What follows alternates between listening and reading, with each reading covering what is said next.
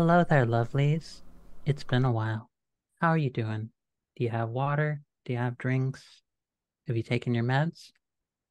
I suggest you take care of those things if you have not taken care of them as of yet, because you are here with us today as we return to the second to last session of Hotel Nexus, our Afterlife Wandering Souls limited series happening here on Girls Run These Worlds.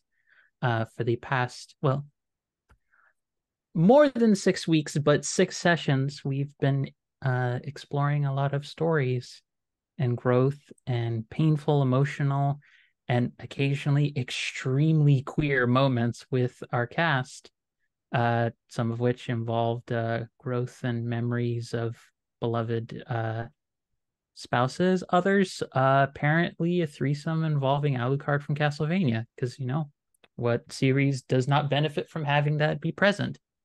My name is Angela Lemos Mogrovejo. I am your GM for this series. And I'm just going to take a moment to just start calling on each of my cast members to give us their name and pronouns and their character name pronouns. And also a question that I did not prep you all ahead of time because I wanted it to be a little bit of a surprise. What is your character's favorite scent? So I'm going to go with the person who I believe could immediately give a quick fire answer to this. Ida, go first. Why me? Hello, my name is Aida. My pronouns are she and her. I am playing Ren, whose pronouns are they and them. They were a well-known folkloric dancer performer in their life and not sure how they got, well, they know how they got here, but why they're in limbo is a question to them still. As for their favorite scent, I'm going to say what do you call it in English or Spanish? Shoe shine. That black material that comes from that can when you get your shoes shined and buffed. Where you imagine lots of people putting their feet up onto like these old wooden stalls and some young person usually like with blackened hands just like buffing the crap out of leather shoes to see your face in them. That's the smell my character would like the best. Interesting smell. Let's continue this little walkthrough, peer into our characters' minds with our own fantastic Diana. Hola, I go by Diana Moon. I use she, her. I play the character Captain Jimena, who uses she, they. And you would think that their favorite scent is the sea and the ocean, but it's not. It's the smell of their partner after a long day of work. I know what you're doing. You're going to make it hard for me to hurt these characters. Terrible, terrible people. Speaking of potentially terrible, terrible people, or people caught up with very terrible, terrible people, Mirage, you're up. Hey, I'm Ultra Mirage. I am they, them. I am playing Sad Boy, he, they, Ophir. I think his favorite scent, I feel like I've answered this before and I've forgotten it, but I'm going to say roses.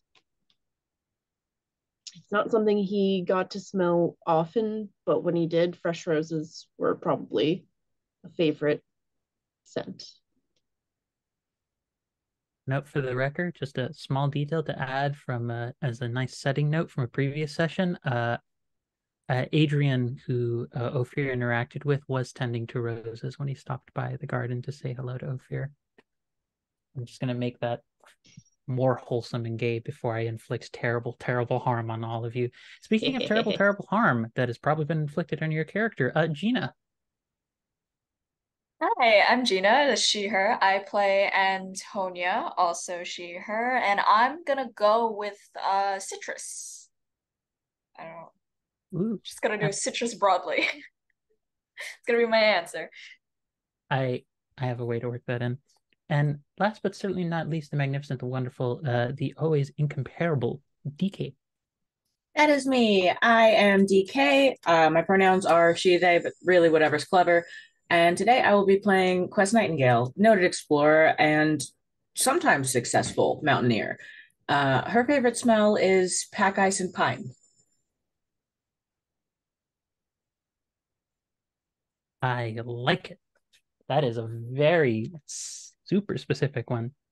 And will in no way, shape, or form come up in this session in very painful, possibly beautiful ways. But with that out of the way, as I said before, folks, uh, this is a series around Afterlife Wandering Souls, a system which deals heavily with themes of death, grief, memory, and loss, and also the recovery and engagement with all of those themes. Now, specifically for this session, I want to, at the top of the hour, very much preface that this is going to be a very difficult and likely intense session that I have talked to my players about for kind of over the past 2 weeks and even longer than that, in a way, with all of the different backstory elements that they've given me about their characters.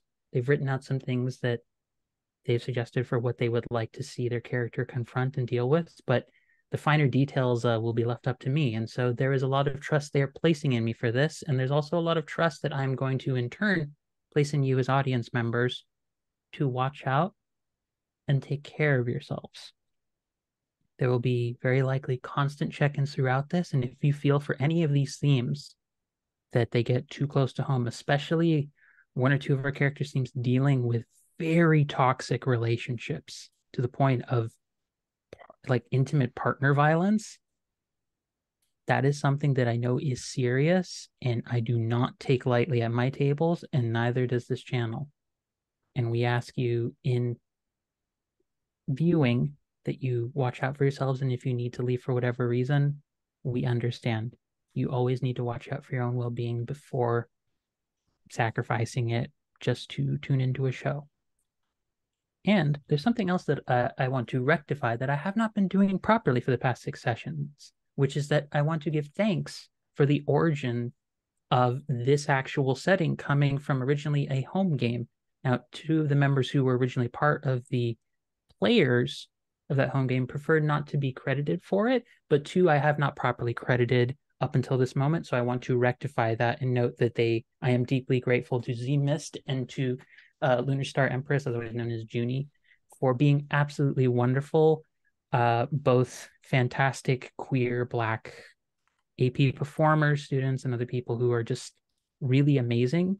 I never want to undersell how amazing their creative input has been for helping spark the further iterations of this setting and this world, specifically for Afterlife. Credit the people you work with, damn it. It's very important. But with all of that out of the way, everyone, welcome to Hotel Nexus episode/session 7, a nightcap with Quietus. If you happen to know what that last word means, brace yourselves. To bring us back into the fold of everything, our party has been navigating limbo spaces, small pockets of memory, reality. What really they've discovered are different places that very likely no longer exist or live only in a shade of what they used to be. In the midst of this, they have slowly come to realize that the hotel is in a way able to do what it does and house them and have them as guests because it holds a fragment of death's power. Their hotel manager, Jean-Paul, has tried his best to fully give them all a sense of what he has been trying to do and his intentions, but understands also that the group may or may not trust him regardless of him trying to be more transparent. Nevertheless, as they've been grappling with the very difficult things they've experienced, the near, feels like death encounters they've experienced, no pun intended, they seem to have been aided recently by a feathered companion, a woman of some kind who appearance I'll describe again because I'm certain that no one in the audience or amongst our cast loves hearing this, my penchant for apparently making very hot NPCs. I don't know what I do. I just describe them. So this very feminine form figure, there's a bit of a back and forth at times as to in how they move that seems to defy really like feminine, masculine, or androgynous body language. But the distinct aspects of their body suggest a almost mantle and dress of feathers, of black raven feathers that just sort of swoop and very, very nicely hug their curves in the best of ways possible. But behind them, they seemingly do have a pair of what seems to be real raven wings. Their face is covered by what appears to be a plague doctor's mask styled more akin to a raven skull, but the skin in the face that you can see is very beautiful, deep black tones to it with hues, very cold tones to it, but with spots of white that at some points seemingly look like snowflakes. The individual seems to have a form of vitiligo. This individual, who gave the name before of Zyla, ended last session by simply saying, "Welcome to the Twilight Marsh. I am Zyla, the goddess of death, transition, and fate. And in this beautiful moonlit world, this almost twilight moonlit world, a marsh surrounded with sort of a beach side, a vast chaotic ocean a little bit of ways, and a spiraling crystal tower. This is where we pick up again, everybody. So, what are folks' reactions to Zyla introducing themselves?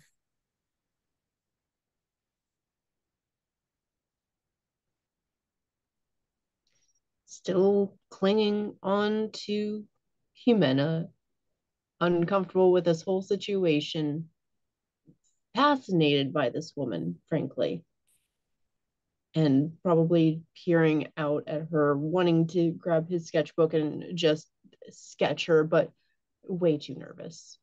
Too much water, too much weird shit.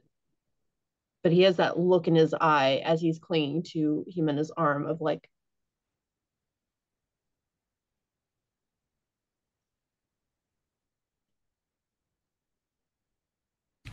Humana does like a little bit of a bow, being mindful of a fear, and keeping a fear close, and just kind of looking in awe, like of the surroundings of them, and yeah, it just gives a very polite smile and just waiting to see how the other shoe will drop. I recall that Ren had picked up some of the raven feathers, or rather was looking to collect raven feathers that had fallen, and the figure had graciously made some manifest in Ren's hands, and Ren is just kind of like holding them close, looking, picking them up, admiring the shine, wondering about the costume applications for the feathers. Antonia is taking Quest's lead here since we were all following, I believe, Quest into. I mean, since Quest had the most direct interaction, so she is waiting for cues. Very restrained right now. Quest is speechless at first, kind of transfixed on Zyla. She's lovely. She's beautiful, but the same way that a bruise is, as long as you forget how it ended up on you, there's a sort of menacing beauty about her that is not frightening, just inevitable. And I think Wes kind of basks in that sense of inevitability for a second. And then she doesn't bow, but she does nod her head very deliberately, kind of telegraphs the movement. and says, "Thank you for the invitation."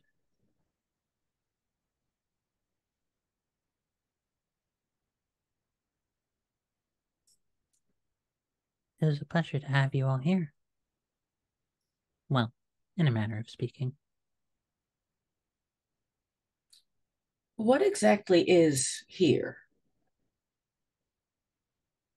I suppose the answer I could give you to that is very similar to the answer I could give you as to what I am, which is to say, I am a shade.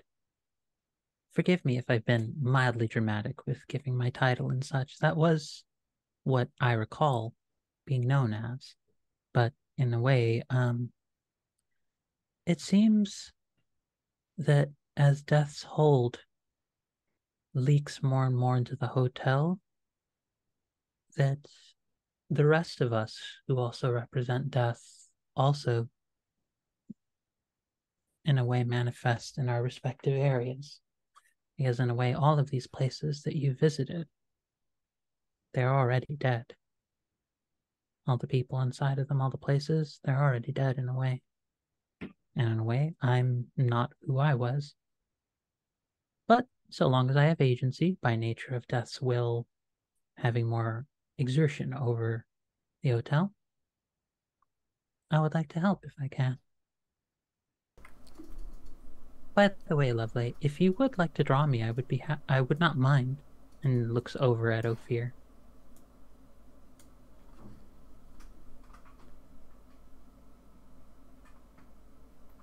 Sure. Thanks. Yes, you're very beautiful. Thank you. I was a bit worried if this form was a bit off-putting and if I'd have to take on my husband's form. Well, sort of my husband. So Bruce? Well, no. He is in a way another person entirely, but he is also a portion of myself. It's very odd when a person can be multiple different things, but you know, we try and make these.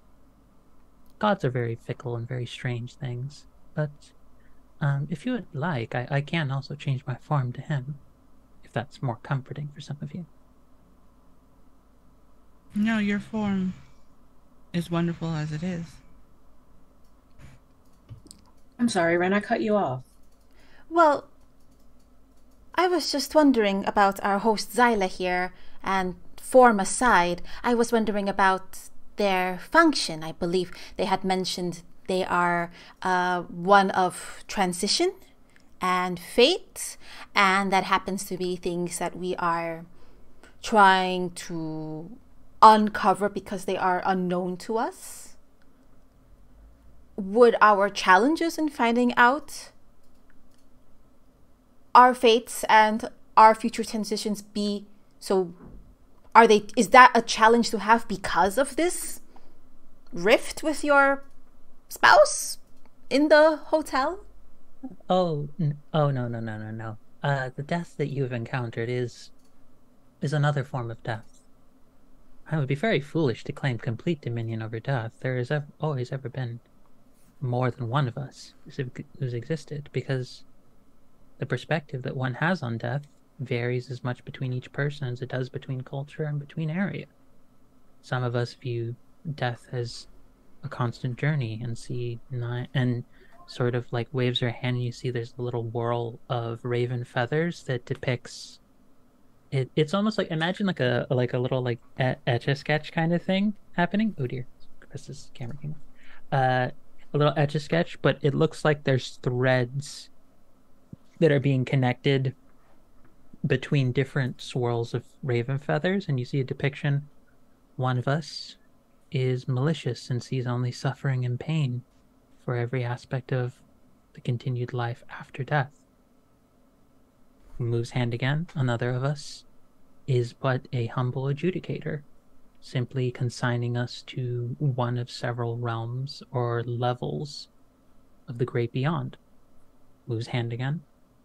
Some of us are merely here to be a shepherd, for those who are lost.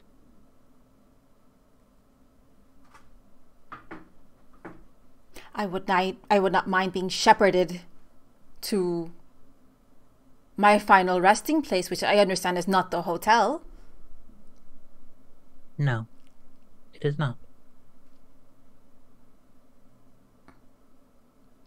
Is That there remains to be a seen. transaction to be had here then? Oh no, I'm not asking you. You don't have to pay anything, if that is what you're asking me. I do not deal in goods or currency or things of that sort. I merely am here to offer you space and the possibility to recover something that has been lost. Though the means by which you may do so will be very painful and very difficult. I am curious, how is this different from the hotel? Was my question.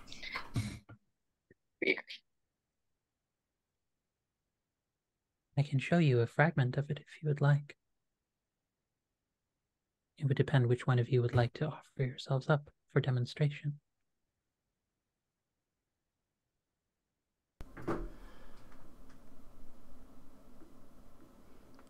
Ren looks around and is like, I had suggested being shepherded. Unless there's anyone else very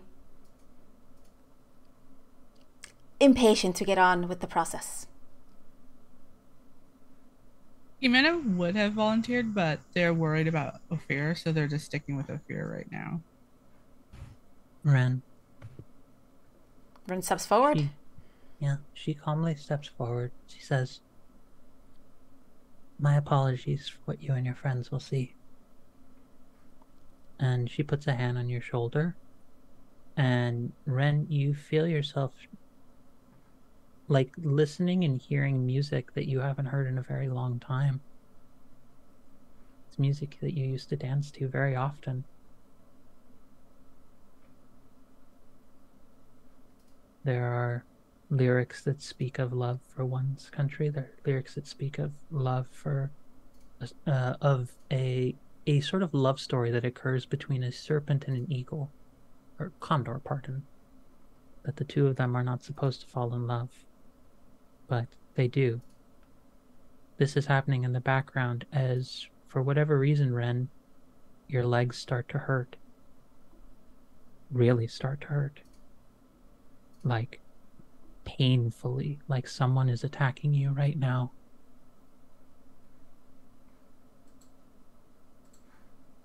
Ren You all looks see that Ren down. is collapsing too. That Ren, you don't see this, but there are people who are, everyone else sees. People are getting close to Ren, and they look like they're trying to, like, hurt their legs specifically. If we see this, yeah, I think instinct crossbow bolt, like at one of the people. It goes through them. It does nothing. Ren doesn't see these things, just hears the music? You don't see this. You don't remember what these are. Ren is just kind of listening. If you said Ren hears the music, it's kind of like an all-knowing, concentrating, like deep, like someone drinking wine and trying to say that it has smoky oat flavors with a hint of blueberries or something. Like this kind of like thinking, assessing, dissection of the music. And this is like very live, a lot of brass instruments, heavy percussion, very, very clear rhythmic music.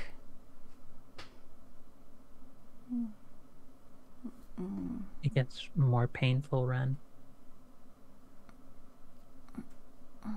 The rest of you hear a leg crack.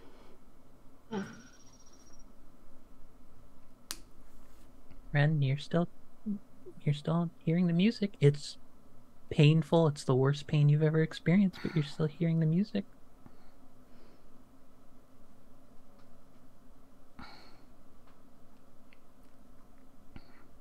It feels so close to you knowing what it is, and before it suddenly starts to abate, you hear, You know I know about the kid, right?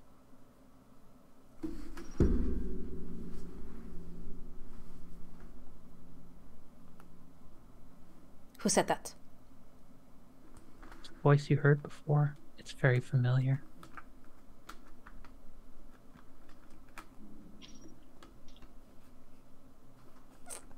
You mean the we had seared goat the other day. It was an older goat. Wouldn't classify that as a kid. No, the kid from the person you fucked who wasn't me.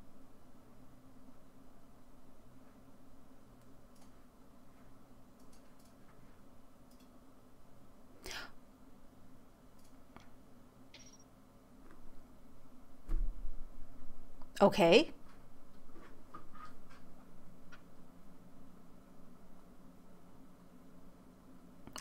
Ren tries to kneel down, like on both knees. Takes their jacket off on both knees and puts like both arms out, palms open.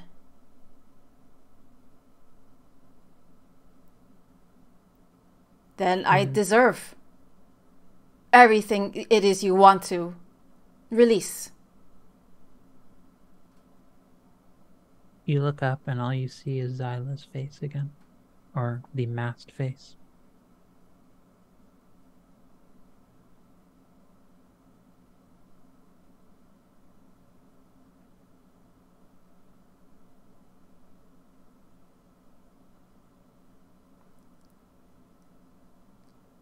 Is that what I'm paying for?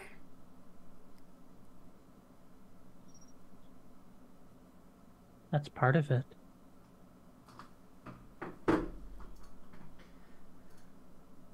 It's not a harsh tone to Zyla's voice. His voice is, it's just very matter of fact. It's cold, but not because of being harsh. It's just cold because there's no real feeling to it. It's just stated like it's a fact. They lived well. They had everything they need. Everyone did. No one was on the street. No one was for any lack of food, clothing, education opportunities.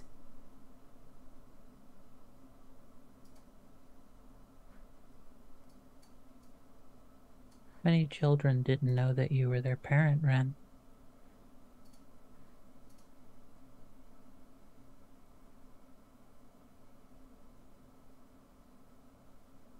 I visited them often. I saw their science experiments at school. Is that what you would call being a parent? More than some parents I know.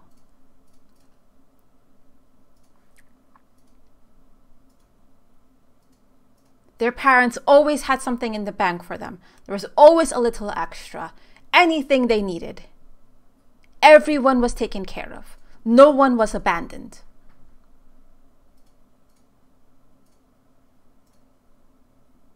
They had everything they needed except for you.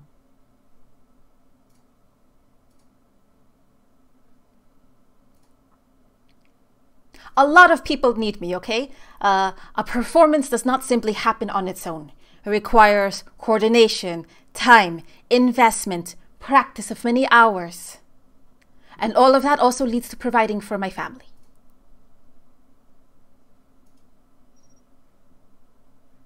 You see, there is a sad but very small smile on Zyla's face.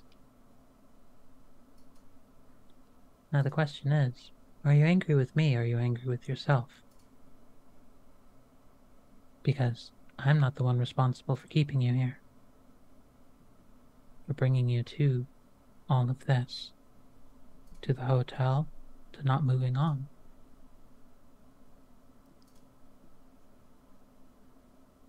If the rest of you would like to know more, please follow me. I cannot promise that it will be painless, but it will be the truth. Quest follows. gonna help run up first, and then I'm also gonna follow. I look down at Ophir. Ear is planted solidly on the ground and just kind of staring at the spot where Ren was. And then looks up at Jimena.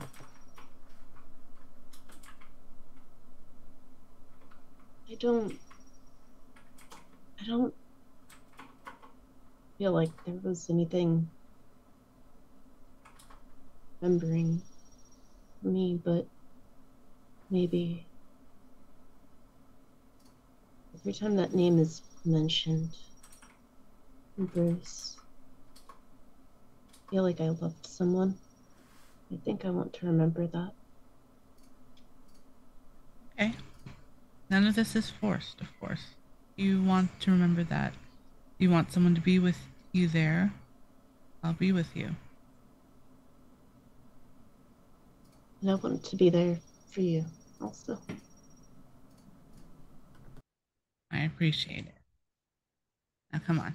And I'll help you up and keep my arm around you even if you don't need it to like follow the rest. It is much appreciated.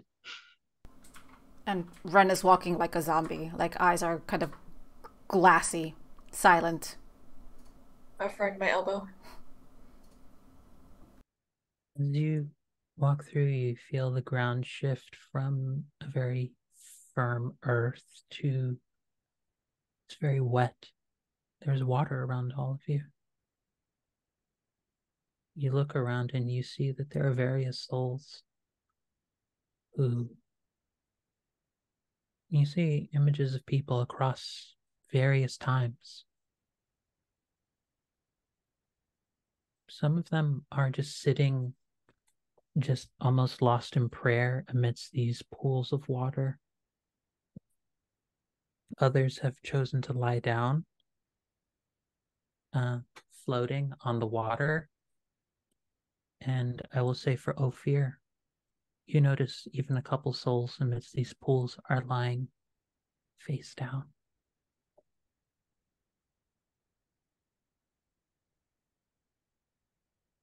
Just kind of leaning into Jimena as they walk. Like how a dog does that, like, lean hug thing. I know which one you're talking about. The one where Yeah. just sort of like leaning against it. They're like, Mom, I want to go home now. Yeah, that's the one.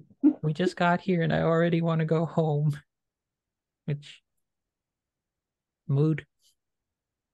But you walk amidst all of these marshlands. You see places where it almost looks like there are roses growing here or other little plants. What is it? There's no, it wasn't roses. It was I'm trying to remember what that plant is that specifically grows well in the mud. I think it's lotus flowers, specifically of different. But Poppies? the odd thing is, it might be poppies too, poppies as well. But I'm also thinking of lotus flowers as well. The coloration for all of them, it's almost like someone's put like a black and white filter at some points over the flowers, and then other points it's like a sepia tone filter, and it's lost color, but it's thriving. And you do see on occasion some people there is shaking in their bodies as they're sitting or praying amidst the waters, but as tears fall down some of their faces, there is a look of relief on a lot of them. It's almost like they've let a weight that's been pressing down on them for ages be released. And walking amidst these marshlands, you arrive at the base of a spiraling crystal tower rising up high above you.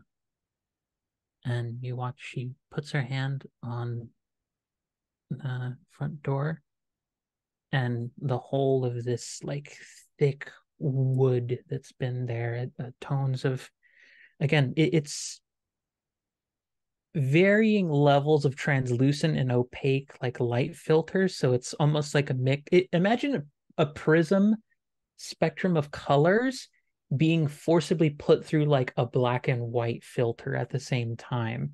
Like you can see the different hues, but it looks like everything's been having this almost purpley white and black kind of filter going through all of it because of the way the moonlight hits everything.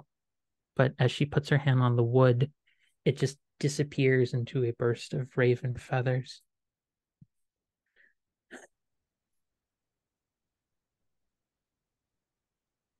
Here you may create the means by which you may recover your deaths and the memories that you have lost. The danger, however, will be acquiring the materials to allow this to happen.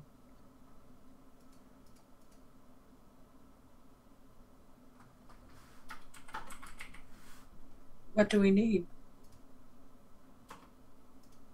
Before I answer that, Antonia, did you have a thought? I think it'll make sense to do after this one. Okay. Order of operations. Parentheses, exponents, multiplication. Never mind.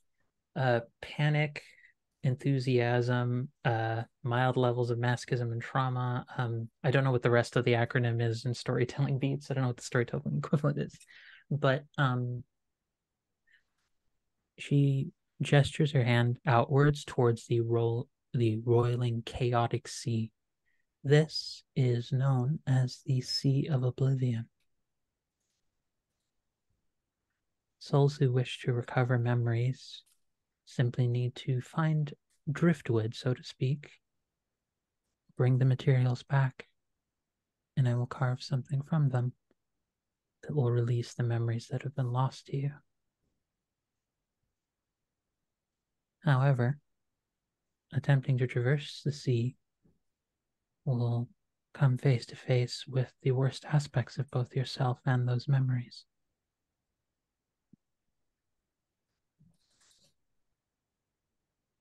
You, as the name implies, may not continue to be should you not survive the ordeal.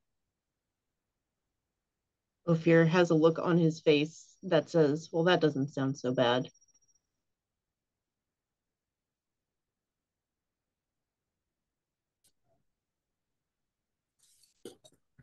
I'm gonna have, I have to hurt this boy, right? Why are you making it so hard for me to do my job? Because we're not the only masochists in the room. Sips tea judgingly. Hurt me, mommy? Again. Later. Anyways. She speaks it plainly, and she also gestures inside, and you see there are the best comparison point I have is kind of like Mexican style altares, where there's like small spaces that have been arranged through in what appears to be a fathomless in terms of depth room. Like the crystal tower does not appear to go back that far, and yet looking inside of it, it just carries on for ages, where you just see various tables and altars set up, where at one spot you see what looks to have been a traveling warrior clad in plate with raven wings, singing a lot of different songs and having the strength of a fury behind her. In another one, you see a gentle songwriter who has many different just notebooks, like some of them like torn up, some of them like 300 pages long, some of them that are like just a collection of post-it notes that have been put together at random pages with different bits of words on them. Another one, there appears to be, it almost looks like inside, like someone's made their own like flower beds in here.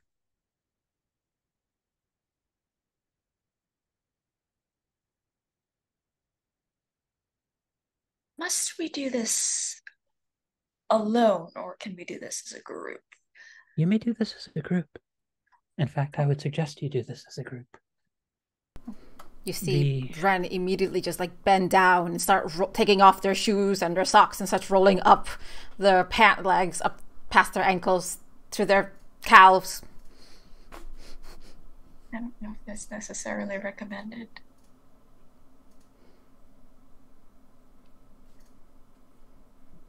As I said before, this will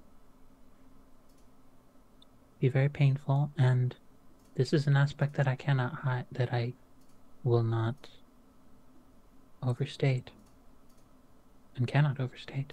It will be public. You will all know the shame that you have all kept. That is why my realm is different. Some of the most difficult parts of death and letting go and transitioning are that we feel these burdens that we hold on to must be done alone. That we feel the enormity of death's presence and impact on us is only one. It is singular. Our lives are solipsistic, and that everything that we experience, every pain, every joy, every misery, every love we've ever had or lost is just our own. That is a lie. We are always and forever connected to other people. We have hurt other people. We have loved other people. We have made a difference on other people's lives. You have already done the same for each other. This is what grants me the strength to pull from your memories and make them manifest.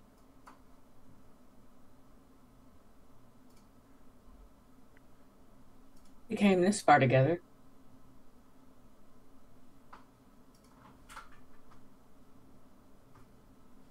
I think we are at our strongest together.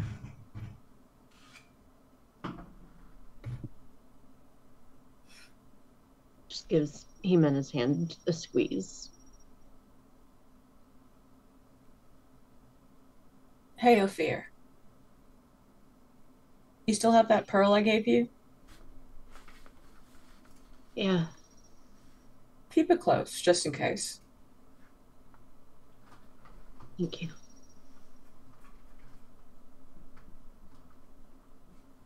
Is there anyone who doesn't want to continue?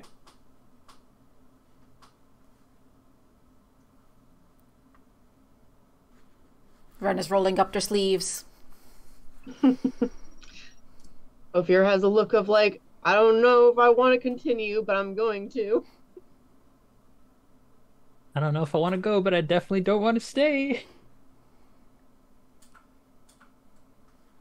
I'm just kind of looking at Ren like, you're so eager.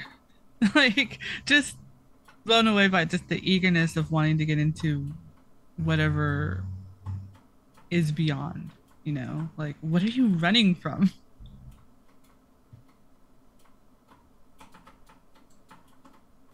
Quest is going to reach into her backpack and pull out that length of thin nylon rope and start unwinding it. She's a mountaineer. I assume she's got a carabiner or something on her waist, something loud and obnoxious that completely prevents her from hiding that she's coming from some direction. And will sort of loop it through and knot it on the carabiner, and then pass the remainder of the bundle to Antonia and nod for her to continue passing it on. Okay, yeah. Trying to think if she has belt loops. It's like not how mountaineering works. Yeah, she'll do that. She'll do as instructed. I love that DK's basically described the mountaineering equivalent of having plate armor. I was like, I'm not stealthy. There's never going to be a moment where I'm stealthy. Everyone hears 8,000 keys. They're not even keys. They're just things I have on. Like, there is... they're pittons. The little, like, bags. Yep. Just everywhere. Got my ice hammer hanging off my waist. You know, no big deal.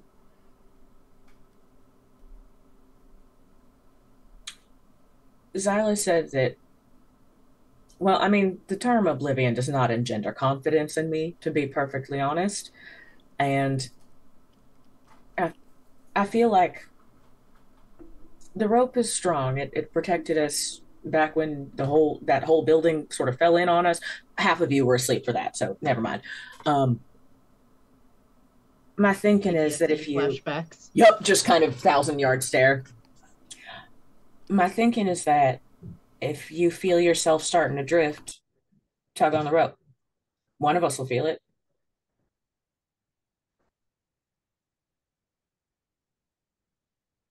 I'd like to come back with everyone if we can. The ideal.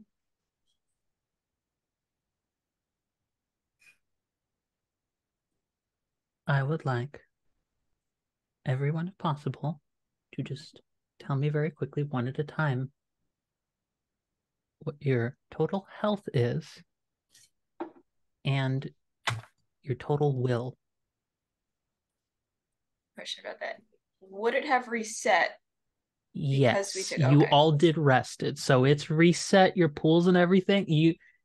You got all your resources are back at full. Just making sure.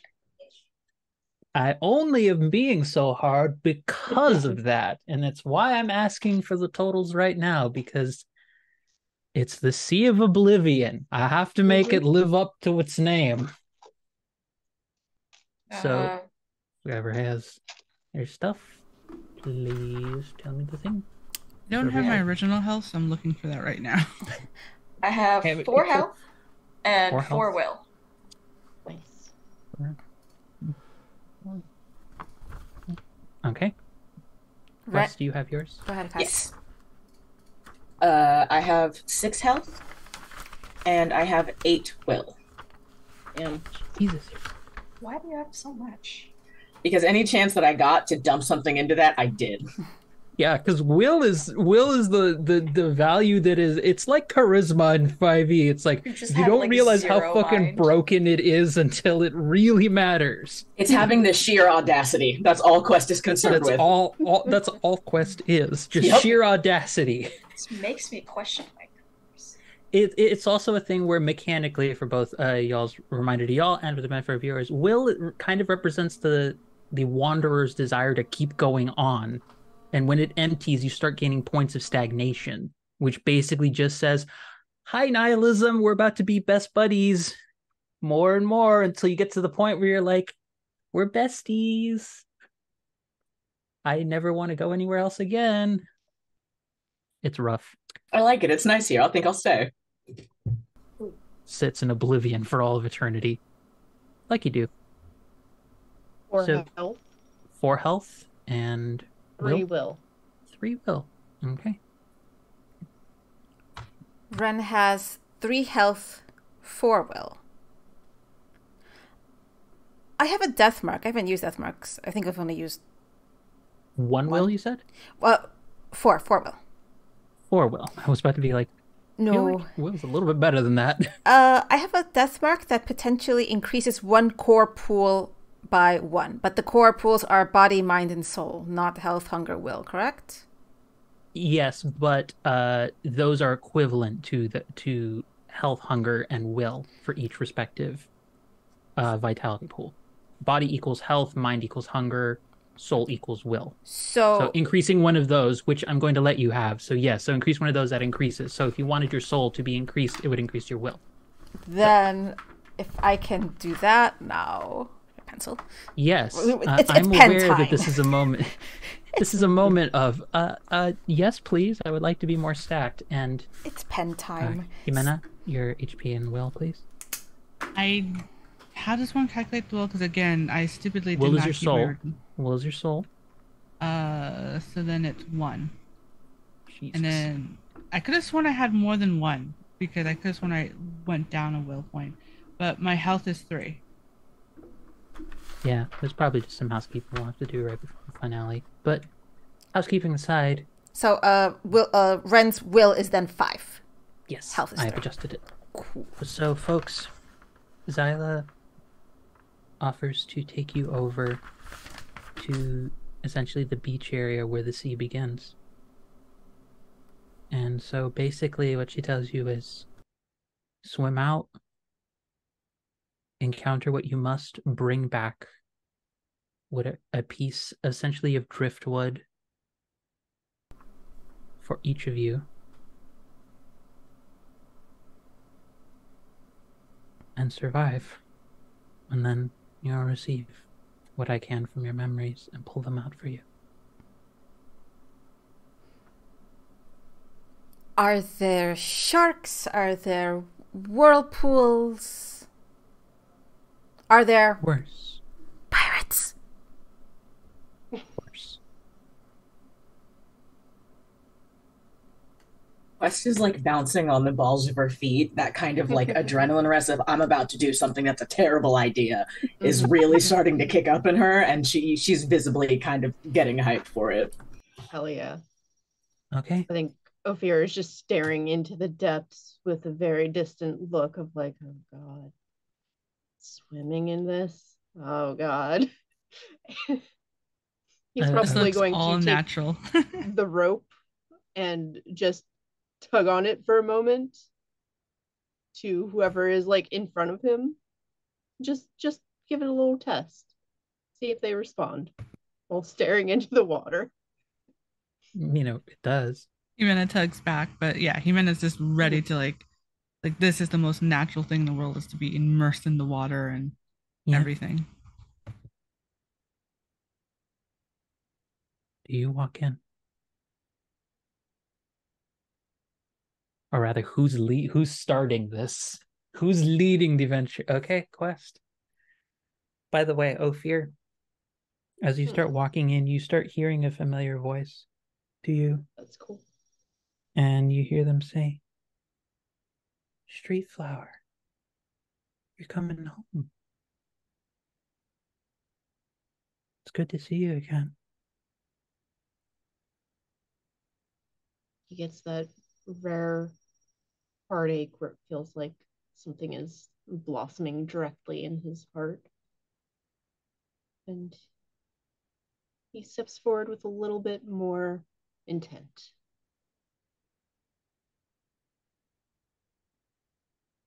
As you move into the water as a group, at first it feels just like very calming waves. Like for what the chaos that you saw from a distance, now it seems to have calmed down. But you swim out a little bit, just and trying to move your arms, it feels a lot heavier now. And turning for whoever looks down first into the water, it feels like ink. Like just thick, almost sludgy ink that is like feels like dragging yourself through mud trying to get through.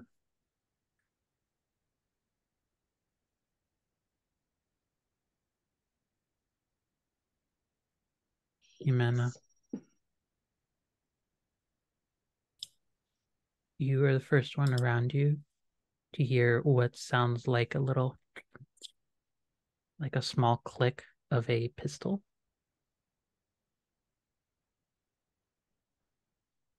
Can I hear what direction it's coming from? Yeah.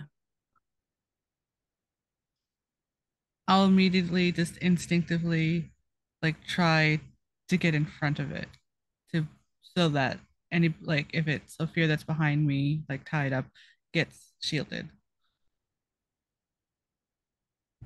Okay. Do we all hear this? No. Just Minna. You turn Jimena. Can I spot them when I hear once I am facing the direction of where I think the click is? Yep. You turn. You see a humanoid whose body has been covered in what seems to be seaweed and overgrown with sea anemones. But the face has not been covered yet. It is the face of Ophelia, of your beloved. pointing a pistol at you. I think at first it's like surprise and happiness, like, you're here. I recognize you. I remember the name. And it's like almost secondary realizing the pistol, despite the fact that that's what had me turn. Hey, Tesoro, what happened? She speaks, and while Jimena hears their partner's voice, the rest of you don't see this, by the way. You're just hearing a voice like the grave, like the fathoms below the sea have risen up and are speaking. And you hear something to the effect of like, why don't you tell me why I'm here? But Jimena, you hear it more as, why don't you tell me why I'm here? It's softer, but it's almost more judgmental. Um, because of, and they're trying to recollect all the things that they've just, like, recently remembered and everything. And we were together, weren't we? In the water.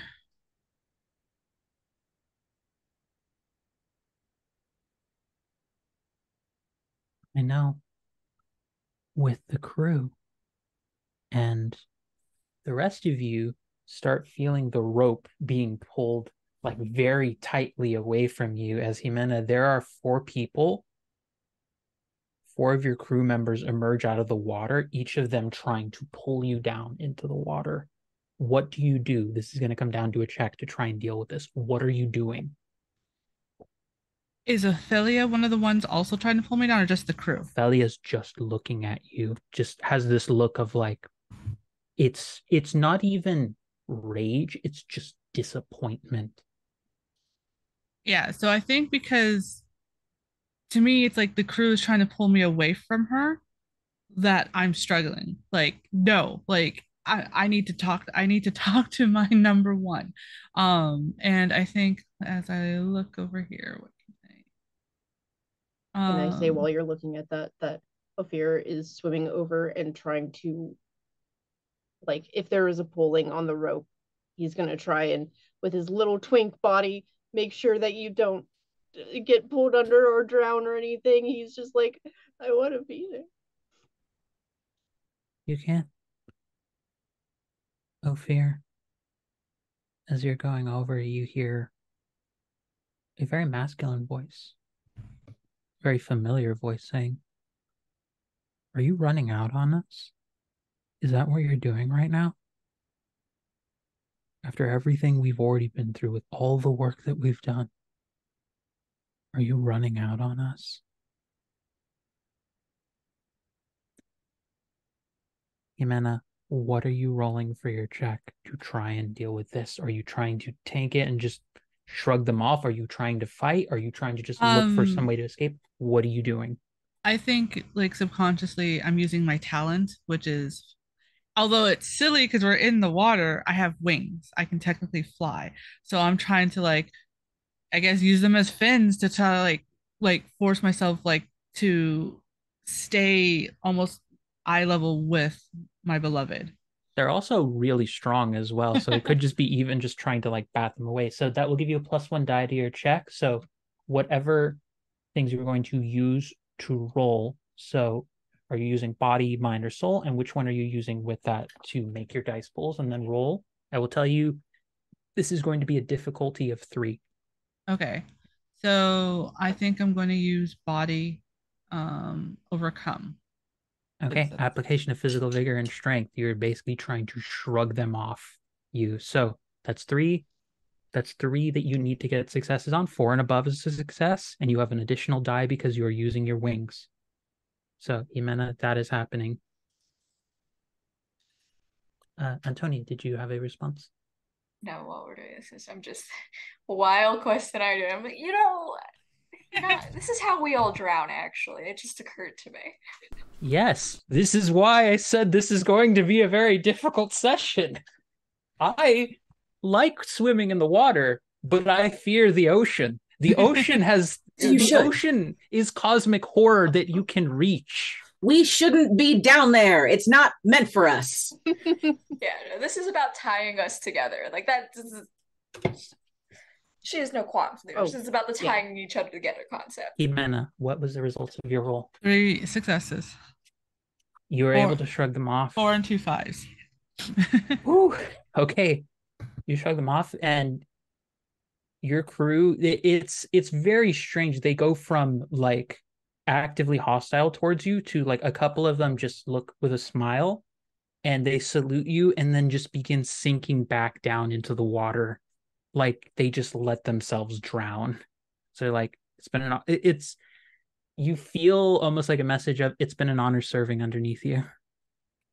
I don't know how I feel about that. Like them saluting me, it's like I get why, like without consciously knowing, I get why they were trying to pull me down, but at the same time, it's like that dichotomy of like, oh well, good luck, Captain. Like what? And I just kind of just stared dumbfoundedly at Ophelia, like what? What are you? Why are you? You want a life with me, Jimena? Yes, of course. Even if it wasn't exciting? Even if it was just boring? And they kind of like, I guess, float back a little bit, like at that, like as if they've been.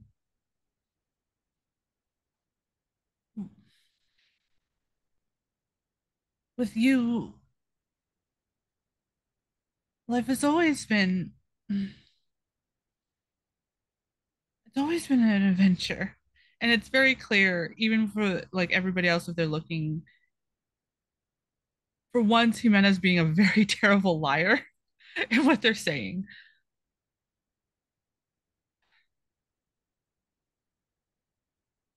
The rest of you hear a gunshot go off. It doesn't hit you, Jimena, but the rest of you are aware somebody is firing on your position, obviously. So, Ophir, how do you? I'm gonna let everyone do their own responses as well to that, but also Ophir, what is your immediate response to hearing that voice saying, "Are you running out?" on the two of you? I think that immediately just stops him in his tracks. He probably struggles with the water for a moment and is just like, no, no, no, no. We're in this together. We're in this together. We're always.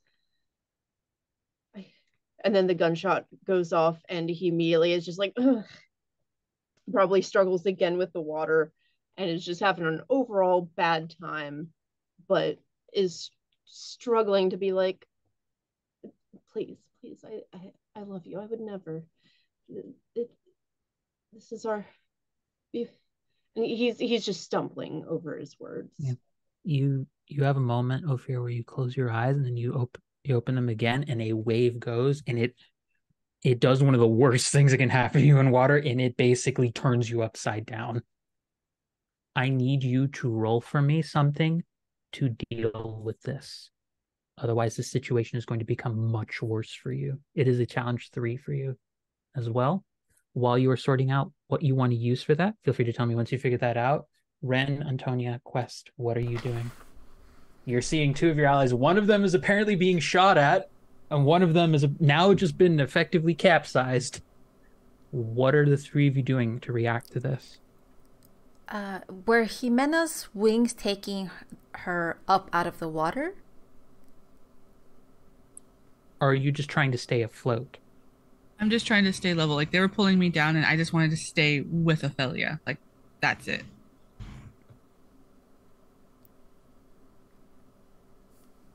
I guess staying where I was.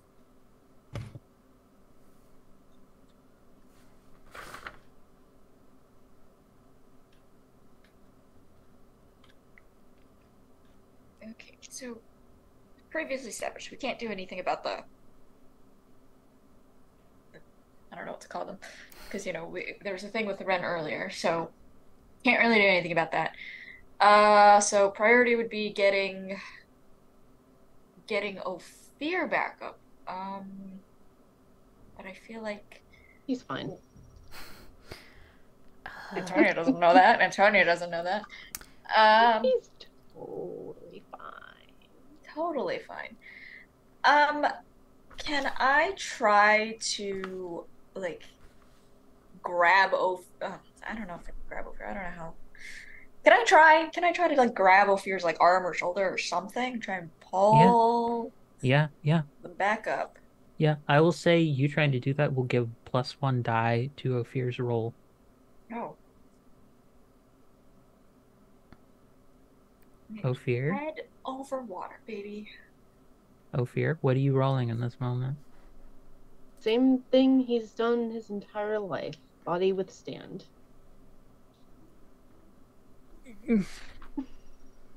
Grasping around in inky black water. Well, that hurt my feelings. Can Quest also help Ophir? Well, actually, technically, I think it would help both Ophir and Jimena.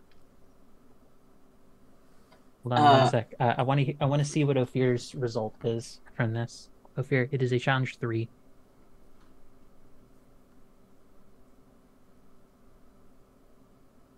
6 successes. 6? Wow. Damn. Yeah. You manage with Antonia's help to right yourself up and have one of those coming out of the water moments, and you feel, Ophir, there is something hitting the side of your body, a piece of wood that is it is so waterlogged, so drenched in everything, but you feel there's a material somewhere near you that you still need to hold out and grab it, but yeah, while you were doing all of the tumbling, you managed to dislodge something by accident. I think instinctively he grabs onto it so that he can hopefully also float on it. Yep. But also grips one hand onto Antonia and just looks at her full on he was under there for I don't know, 2 seconds and just sobbing already. Can I do a quick shore check? Is the shore still Oh, can you see it? Yeah, are no. we okay. No, That's what no, I thought. Antonia, That's what I thought. Antonia, you look out to the shore. All you see is a forest. Oh god, okay, that's what I worried about. That's what I worried about. At least we're not in the middle. At least it's not on horizon. Okay, that would have been worst case scenario. No, you just turned to look, and I'm gonna spoil only a tiny bit of a jump scare from Hereditary. For anyone who's seen Hereditary and knows how fucking terrifying that movie is, for anyone who recalls, there's a scene in it where essentially a character looks up at the ceiling and there's just a family member just sort of hanging there looking at you.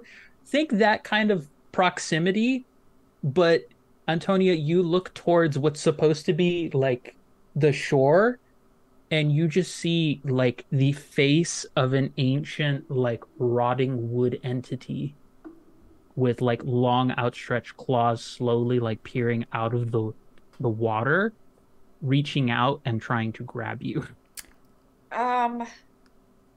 Good. Well, oh my gosh, do I have a free hand? Can I draw my sword and try to stab whatever hand it's? Yes, you can. That's what I'm gonna do. Ren and Quest, how are you reacting? Because you just saw Fear come up, you saw Jimena trying to stay afloat, and now you're seeing Antonia being pulled, the rope is becoming taut and trying to be pulled away. Something is actively, you can't see it, but something looks like it's actively trying to grab Antonia, and she's pulling out a sword. Ren was thinking. Ren also has the ability to spawn wings, so Ren would want to help pull the rope in the opposite direction. There's threats coming from a lot of sides. There's been the shots, people dragging down, and now Ren doesn't know that something's in front of Antonia, but feels pulling. It feels like Ren wants just to pull everyone the one direction that's left where there seems to not be threats. That exists. There is escape. It's futile, but there is escape. Or we don't see what is affecting our fellow party members. No, you don't. Like, whatever your individual challenges are, you're not. The rest of you can't see it. You just know you can see the consequences of it, but you're not seeing the sources of the problem. Since Ren already experienced that, they're seeing things that were not. Just stop. It's too much. Stop right. Can I use my talent stun with grace? Just stop. I need a minute to think. Just stop. Yes. I like that. I'm going to say it's not even a roll on this one. I think what's an appropriate way to lead into what Ren is now seeing, that Ren was not aware of in trying to stop other people's issues, is that Ren, you look down to the water towards your legs, and you see that there are people down there swimming up to try and grab you. They're not trying to grab any other part of you but your legs to try and pull you under. But all of them seem like they're dressed in very familiar outfits, specifically for ceremonial dances that you've worn variations of before. But all of them look bitter, angry, jealous, just murderous looking at you. And they stop for a moment when you use that presence that you have. One of them has a piece of driftwood. Kick, kick, kick. Yoink. Yoink. That is one piece for Ren is confirmed. So that's one. Ophir still needs to make some sort of check or do something in order to get the other piece, and the rest of you still need to get your pieces. But Quest, you went in trying to be very prepared about all of this, and things have happened. What are you doing in response to your whole group is seemingly being beset on all sides by something? This is what Zyla told us would happen.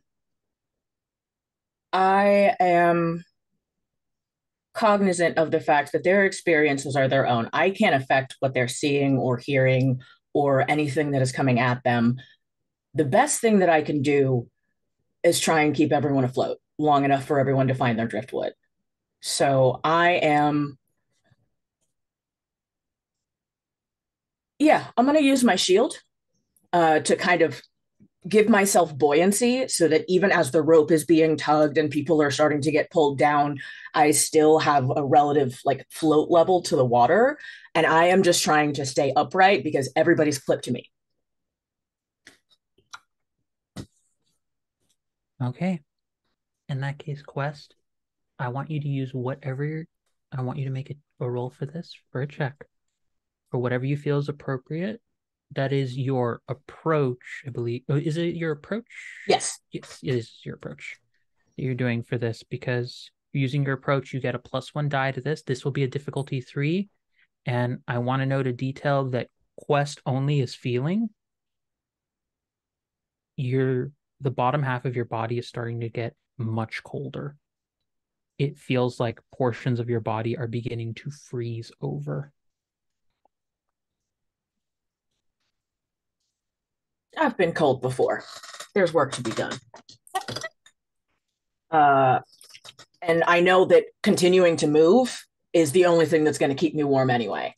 So just fighting to tread water. I haven't used this one yet. I'm going to use Body Overcome. And question. Yes. If I want to spend a point of will, what must one do? You can just spend from your respective pools in order to add dice. Those are just because you have separate ones from the core ones. You have the pools that are associated with them as well. So you could spend from the ones you have for that, but it has to be from the associated core trait. It has to be the pools related to that. So you wouldn't be able to use the soul will ones for a body related one, but you could use, if you're trying to use charm, create, or understand, you could use that for that. So you would have to give from your pools for body, but you could do that because folks, if you I am. Yeah, I'm going to spend 1 point of will to give myself an extra die, and I have my approach. another die check. So, Quest, this is 3. You need 3 successes on this. 1, 2, 3, 4. 4, 5, 6, 4. So, that'll do it. You are staying afloat. Like you are feeling whole portions of your body getting cold. You have dealt with this. It is.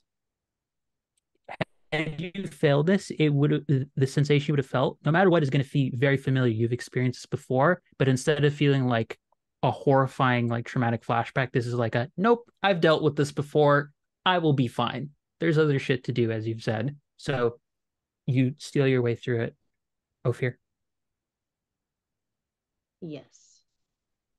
So, seeing Antonia draw her sword against something and having just had his ass saved by her, and never really having had people that he could rely on before like this, people that he could call friends who are there for each other. Wild concept, I know.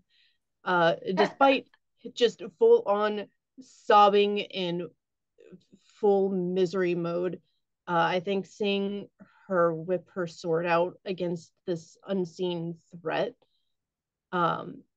he is going to immediately go into protective friend mode and pull out his sword as well. He's going to rip his earring off his ear and turn it into his sword and go next to her, grab onto her to help keep her afloat, and just let her know that he's also there to help. Antonia, how did your roll go, by the way? I don't know what I'm supposed to be rolling. You roll whatever you feel is appropriate to attack a fucking eldritch entity of the woods trying to keep you isolated. I have a bunch of questions here. Let's answer them in turn. Is this considered a large group? Yes. Okay. I have a death mark that reduces the challenge I face by 1 when in a large group of people. I'm going to count that as yes, so it goes down to a 2.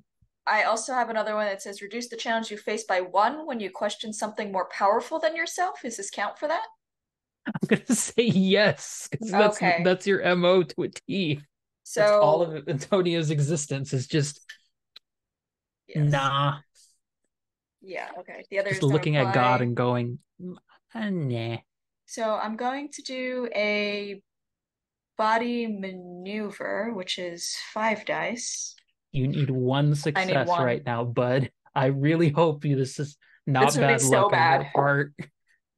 Ooh, that is 5 successes. It's all 6s. Wait. You rolled 5 dice. Yep. 4 and above is a success, and you rolled all 6s on all them? All 6s. That is when I needed 1. Hot girl shit. Hot girl shit. That is.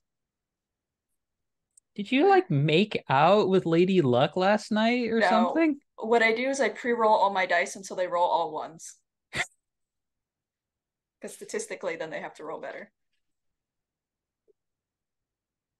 Sure, we'll go with that. I'll have to try that sometime. This thing, like whatever gesture you make towards it, it hits and it is like repelled off, but Antonio, you're hearing voices of people you think you interacted with at a different point in time, also like yelling in pain. Like as you stab, it sounds like people maybe who you were close with in a previous time. Well, they don't matter. They're not here. I love that Antonia's is our hardest character and the most unassuming as well. I love that this is just so in love with her. the theme that's emerged of our entire series. Antonia very politely said, I don't know her, and just sort of kept it pushing. So, what is happening next? Going back to all the way to just Jimena. So someone's been capsized and come up. Another person has tried to spread rings to keep up and is doing okay, while apparently something is trying to drag them underneath. Another person is being pulled away from the group, and Quest is holding onto a shield. And your beloved is still looking at you, pointing a pistol, and that they just fired and missed. Okay, I was just gonna ask, like, did it hit? Nope. I think they attempt to approach Ophelia, despite the, like, I guess making it an easier target. But they, if they still have their wings, they're kind of using the wings to push them forward instead of trying to swim forward, kind of thing.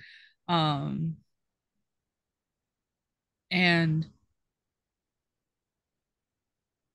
I never, despite everything, I never stopped loving you. I never stopped wanting you to be with me. I don't know. I just thought we could have more. I just, I just wanted more.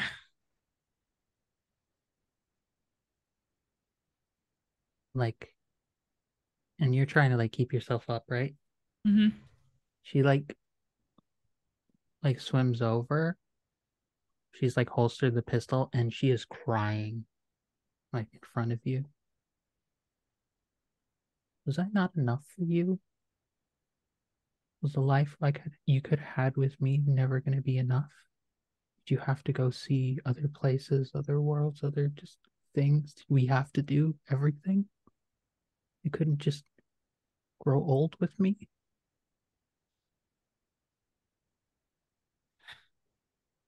I wanted to, but and they're like clenching and unclenching their fists. Um, I was born of the sea. I was pirates. We always want more. I thought this would bring us. I thought together we could defy every single odd.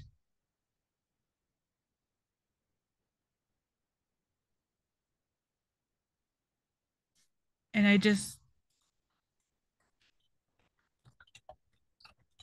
sorry.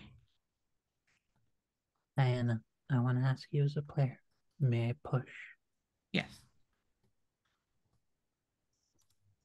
She, while crying, her face is filled with rage. She entirely wraps her arms around you and just like dead weights. I was never going to be enough for you, was I? You're always just going to make excuses. It was the sea. It was some other thing. There was some other job. Even if there was a last one, you were just going to tell me no more. Like I'm done. And then another year passes and you just get bored because you were going to get bored of me. Weren't you? Weren't you? And I don't think Jimena can answer. And she just wraps her arms around her. Jimena, I need a check from you. This is challenge 4. This is to push back your beloved, whether it's words, whether it's just toughing it out, whether it's fighting. You tell me what you do, but you need 4 successes on this, or your beloved Ophelia is going to start dragging you down into the depths. Yeah, I think it'll be soul and understanding, and I'm looking to see if a death mark will help anywhere. Could I use my Mirage Craft to help? Seeing that their folks are still struggling to stay afloat and start forming like lily pads to try and like strong ones that people can either grab onto or that grab onto people. You know what? If you're willing to spend 2 from your pools to do that, it will give Jimena an automatic success.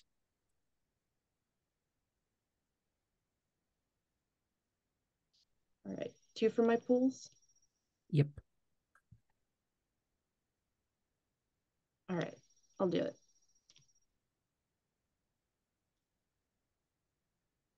Great, because I only have 3 dice to roll. Oh boy. Unfortunately, I did not get all 3 successes, only 2 successes there. Okay. So,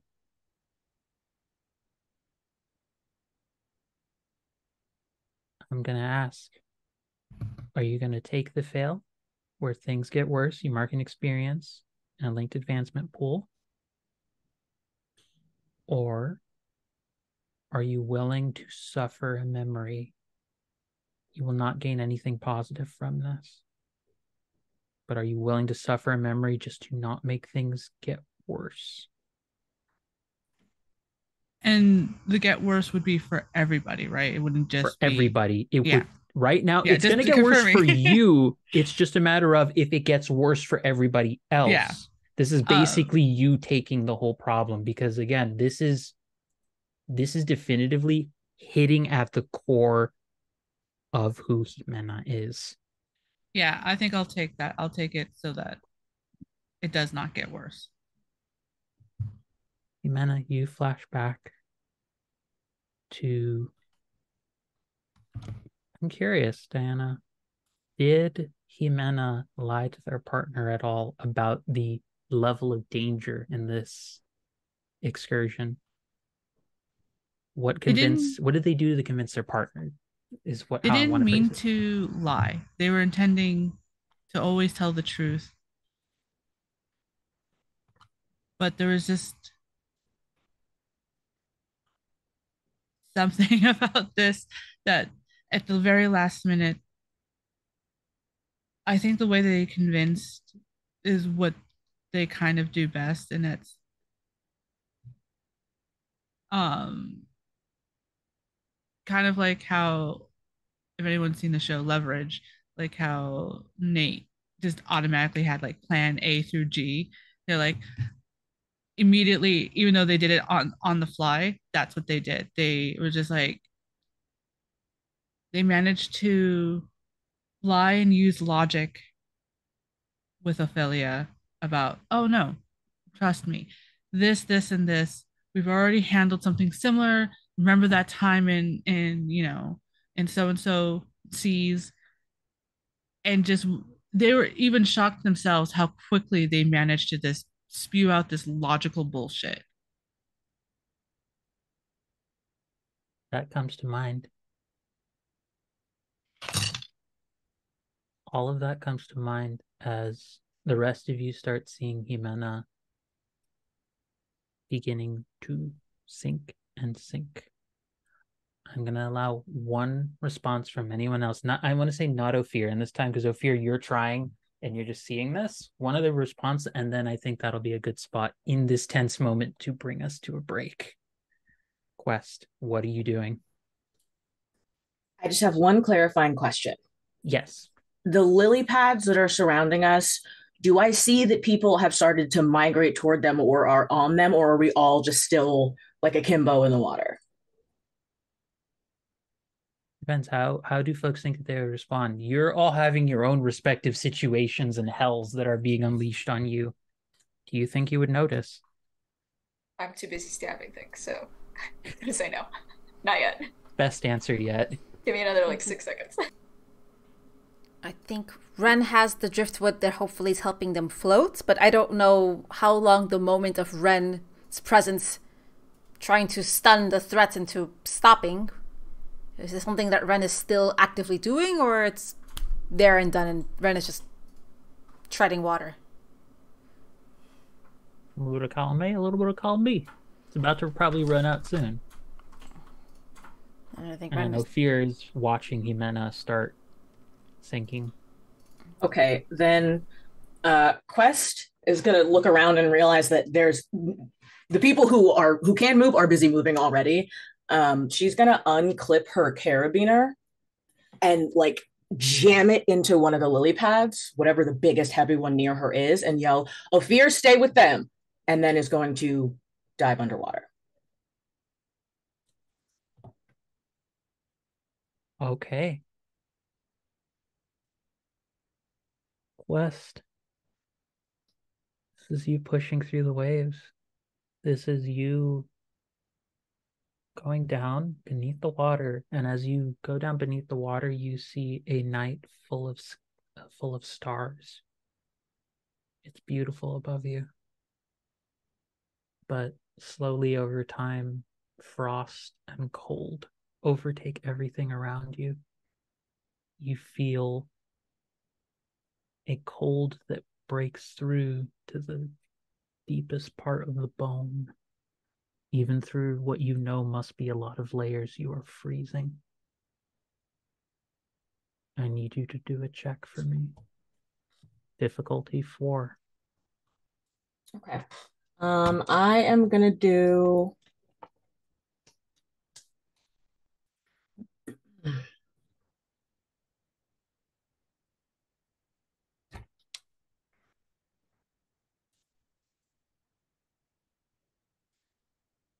I think I'm gonna do body overcome again because I'm trying to physically force my way through the waves, and I'm going to use my open hand death mark, which is it allows me to reduce the challenge I face by 1 when it involves something that I want.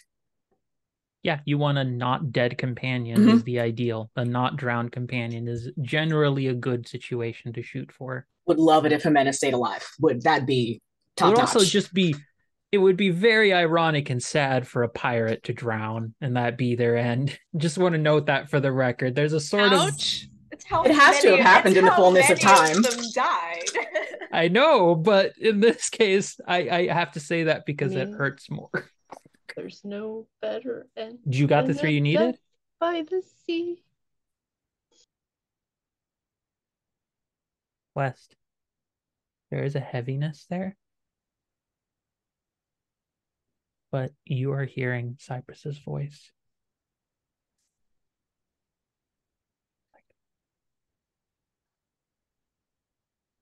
This is a bad idea if ever there was one. But we've had some bad ideas before and you've made it work. Keep going. Quest listens to that voice and takes a moment to really feel the cold that is seeping through her clothes from the water all the way down to her bones. And she allows herself to sink into that. She knows this. She's used to pushing her body further than it is supposed to go. And her friend is still down there. So with Cypress' words of encouragement, she's just going to keep swimming and keep reaching until she grabs something and hope that it's Jimena, because I don't think I can see in this water. You reach out and you are able to find Jimena. I don't think you're drowning, so that's a positive. Okay. But Jimena, you definitely lost. I'm actually going to even say it's 2 points of will that you've lost from that failure. It's normally just the 1, but I think this is a pretty heavy one to be going through. I do have a death mark where I can ignore at least 1 point of will. I love that you all chose defense buffs. I love this. Cool, This yeah, is my regain favorite. a point of where is it? I just saw it. So that will Yes. mean that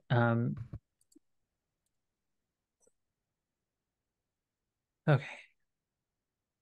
Let me double check a quick thing.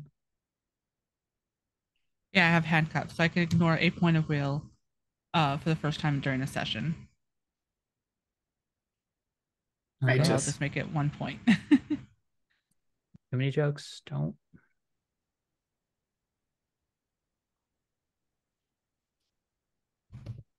Jimena, would that drop your entire will pool if you still lost just the one? I think so. Again, I feel like I had previously lost a point of will before. Well, you regained it from the recovery. Yeah, I just can't. Yeah. So assuming I started with 2 initially, then I'm down to So you just still have one. the one. Yeah. Okay. Since it's I very important because no, yeah. because if you lose that full one, you gain a point of stagnation, and it's really bad in this situation. But yeah, Quest, you are coming out of the water. Ophir, you are seeing Jimena has managed to come out of the water with Quest's help. Ren, you are driftwood. Also, Quest, for whatever reason, in your other arm, as you're trying to hold up Jimena, there is a piece of driftwood as well. So out loud, she says, "Thanks, Cypress." And so you have Ren has one, and I believe Quest has one. So that's 2 of 5 pieces you need, everybody. And Ophir has seen one beneath the water. That is where we're going to take our break, as our party is struggling through the literal sea of oblivion, trying not to be have their existence eradicated entirely. Oh, Nelly, everybody, this is rough, and we're not even into like the rough part yet. Like the really rough part. Well, when you say it like that, I'm aware I'm inviting some of you to a good time. Anyways, we'll be back in about 10 minutes. Get water, everybody. Take your meds if you haven't. And if you haven't subscribed to the Twitch channel or the YouTube channel for Girls Run This World, why not take a second to do that? We are pretty great. Casts and players are all fantastic and talented. Perhaps even they could have you one day. That is a thought to consider. But we'll be back in about 10 minutes, everybody. Oh my God, this is going well. See you all very soon. Yeah. This is going well, she says. Question mark.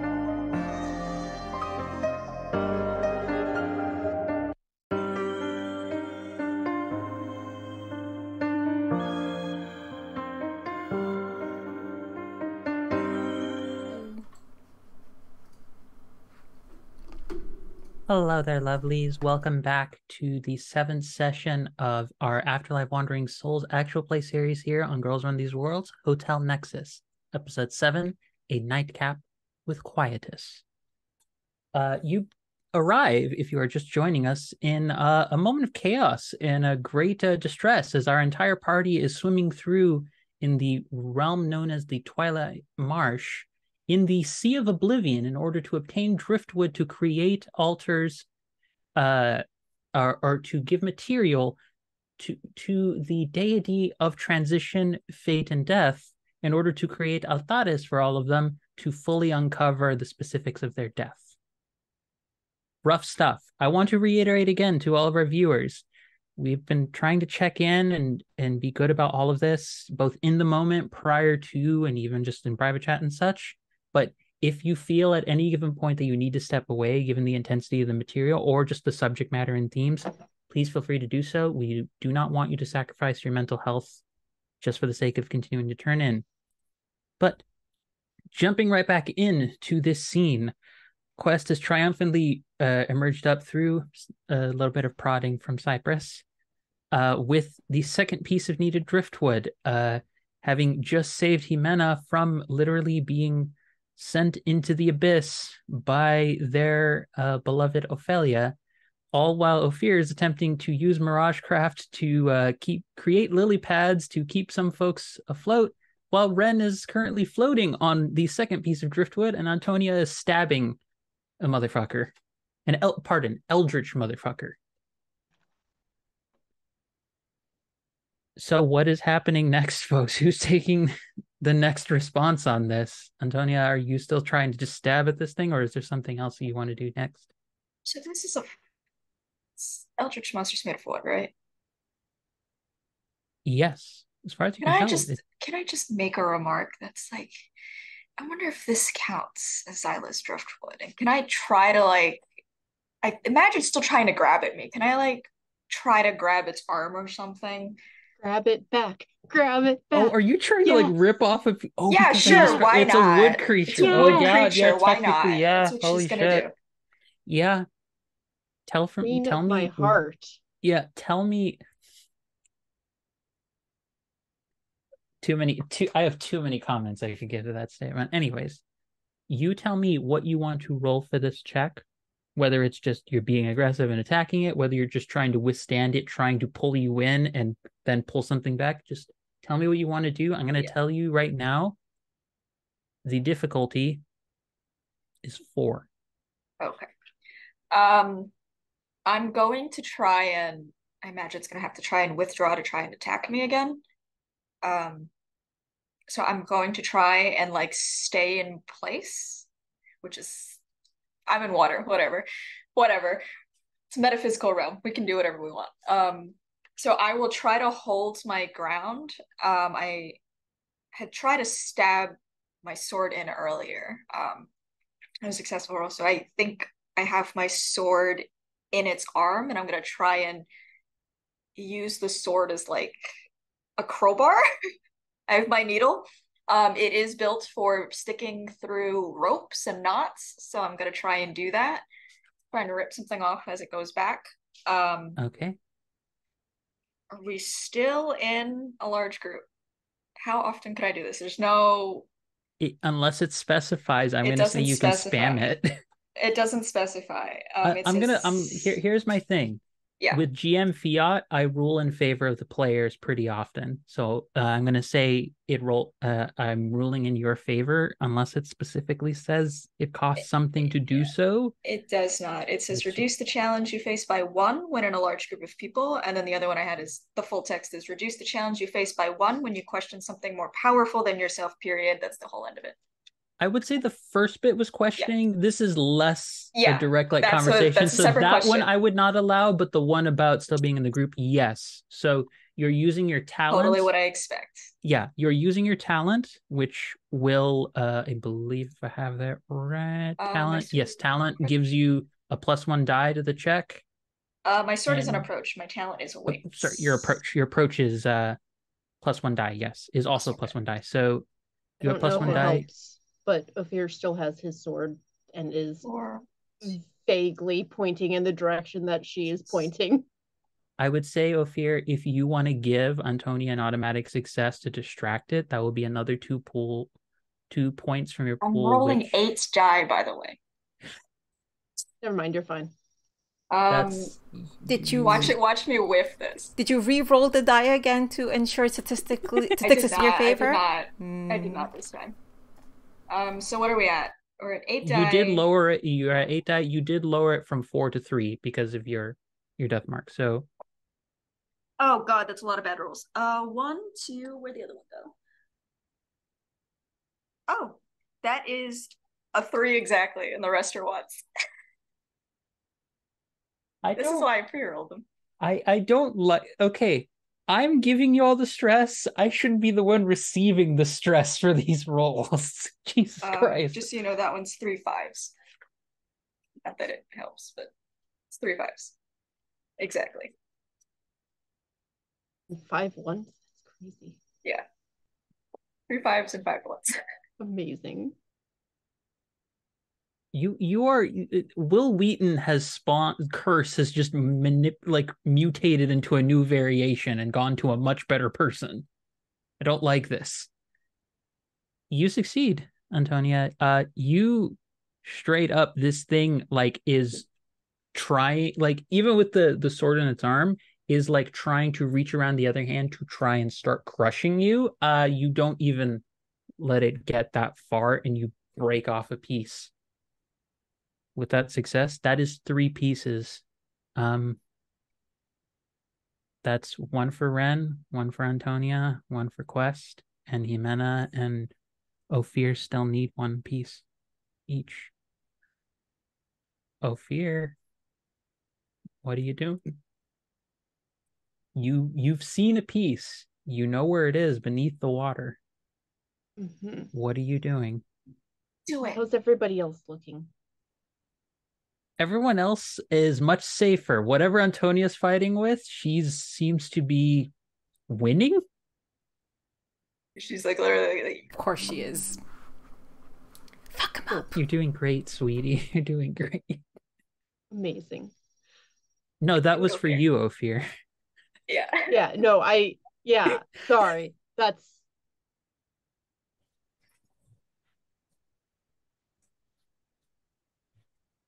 He's gonna die for it. She's gonna try and stay close. Keeping his sword out, just in case.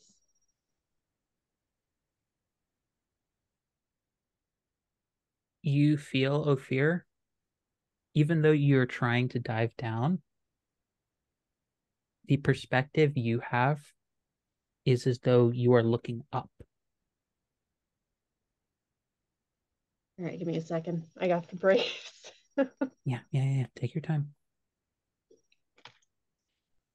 All right, I'm good. Something is trying to force you down, trying to keep you under the water.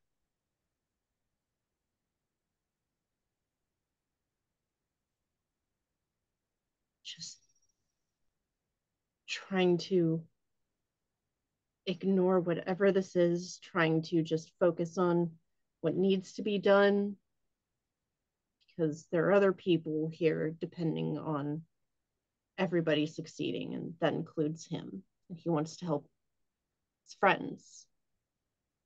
He's never had this before, and he wants to be there for them like they've been there for him. So he's trying so hard, even though it is terrifying, even though he feels the breath. He's holding his breath, obviously, but he can feel just his throat tighten. And he's trying so hard to push past it and ignore it. Ophir, I need a check from you. Mm-hmm. It's looks from your perspective like it is lodged near some seaweed beneath the water.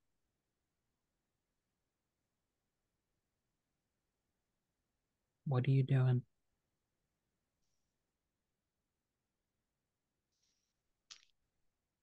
Think Body overcome is what I'm gonna roll. As a reminder, you can spend from your pool to give you an automatic success. It's 1 for a success.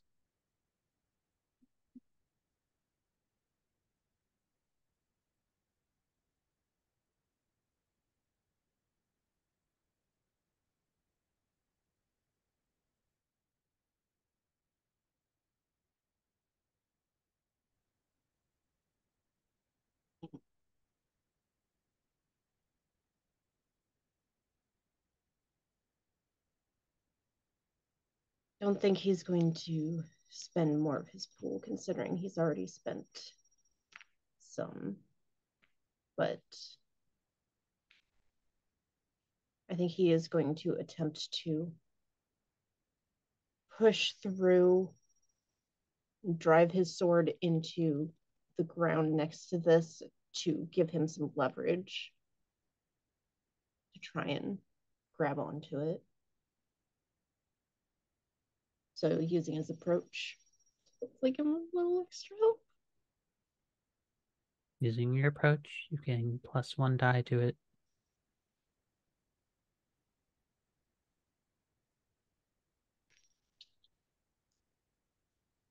Hold on, I'm being picky. I have to swap my dice out and pick all the blue ones.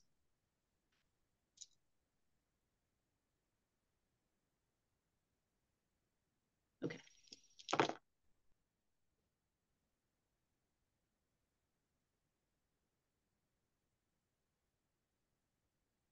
2, 2, 2, 5, 4, 4.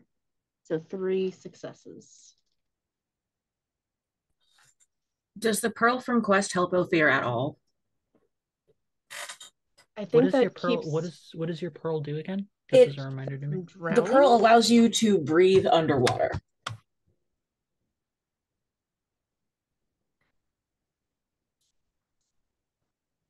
You know what? I think I'm gonna rule it that it does, and that it lowers the difficulty of the challenge to 3. Ophir, you pass only because of the pearl. Otherwise, you would have started being swept away from everyone. The rope that everyone is feeling attached to you is so taut, it's feeling like it's gonna snap at any instant. But I imagine he probably, as he got down there and drove his sword in, the tight sensation on his throat was too much and he gasped for air and then immediately went into panic mode of, oh god, I'm underwater, and then realized, I'm fine. Okay. All right. And just went back into focusing. Our friendship. the definition of power of friendship. I will also add to Ophir. You basically reach a moment where, like, you reach for what feels like a bottom to the water, and like push off to get back up. But as you're going up, you swear you hear a very sweet and tender male voice speak to you. But it is not the one you're used to that you cannot remember. It is the voice of a very tall, silver-haired man just speaking comfortably to you, saying, "Carry on, Ansem. You've got this." Support. Ophir, right. It's you reach the surface, and it's you know you can breathe underwater, but it's pure reflex at this moment. It's the trauma.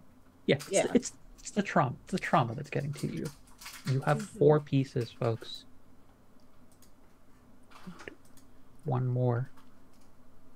I'm gonna say, because Antonia, Quest, and Ophir have sort of been doing those things.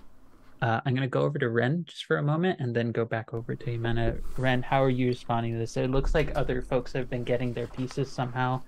What are you doing in this moment? Ren is still kind of treading water, hanging onto their piece, but is like hopefully having now attention to be like, you have, and you have. Who's left? What do you need? What do you see?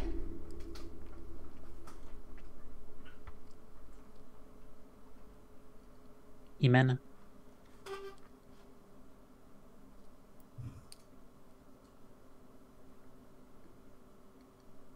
Is Ophelia still there? Am I still, or has that gone away because Quest came to rescue me? As Quest was like pulling you out of the water, you turn to look at your side, and hanging on your shoulder is Ophelia. It is a constant weight on your body. Quest, you don't feel that weight. But Jimena, you feel like you're struggling to stay up right now. What do you need? Do you need to go up? Do you need to go down? Do we need to move somewhere together? I don't know, and I'm just staring at Ophelia. Paddling over, clinging to the wood, reaching a hand out. Whatever you need, we're here for you, with you. And I think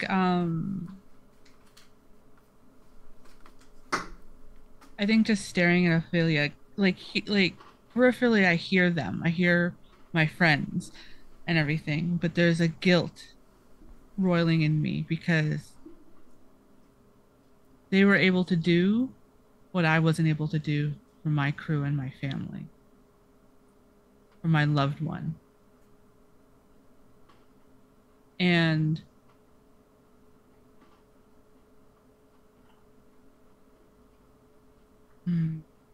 trying to decide what they're going.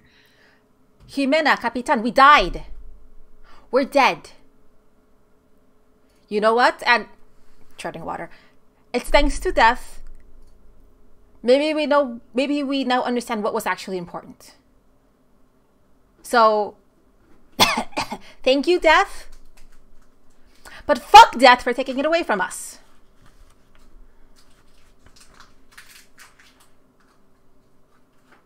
I think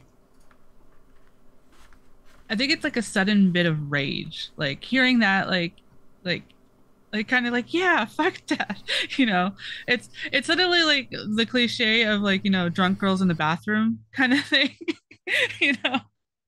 And it's just like, and I'm staring at it, and I think I'm starting to cry now, but it's like both sad and like ragey tears, and I like cup Ophelia's face, and then I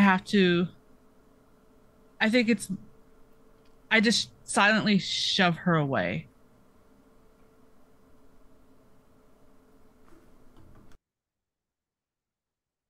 I'm not going to make you roll for this one.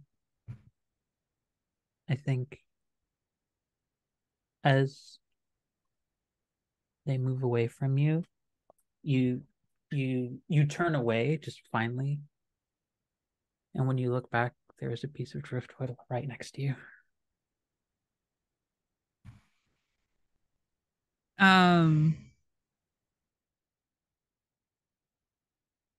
A part of them doesn't want to grab it, but almost like before it could get like, you know, out of reach, like floating away, they just like they reach out and take hold of it.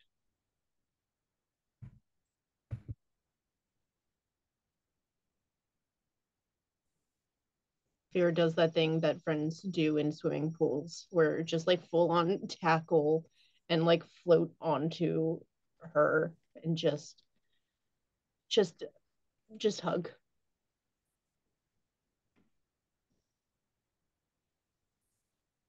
The shore is much closer now.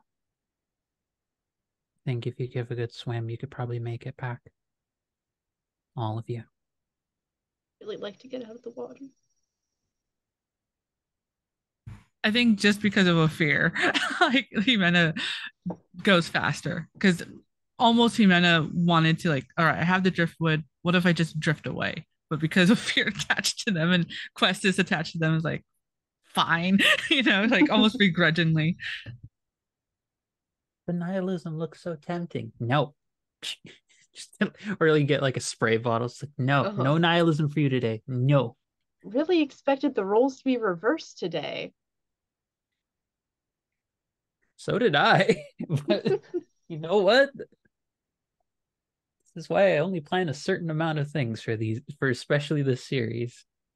But the group, you are all able to swim back.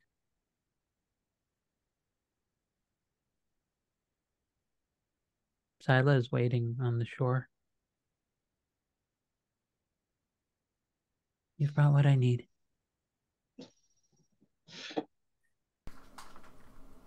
Come.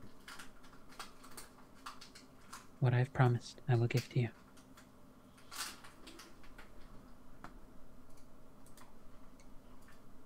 Okay. You all are able to go back to the main area for the Crystal Tower.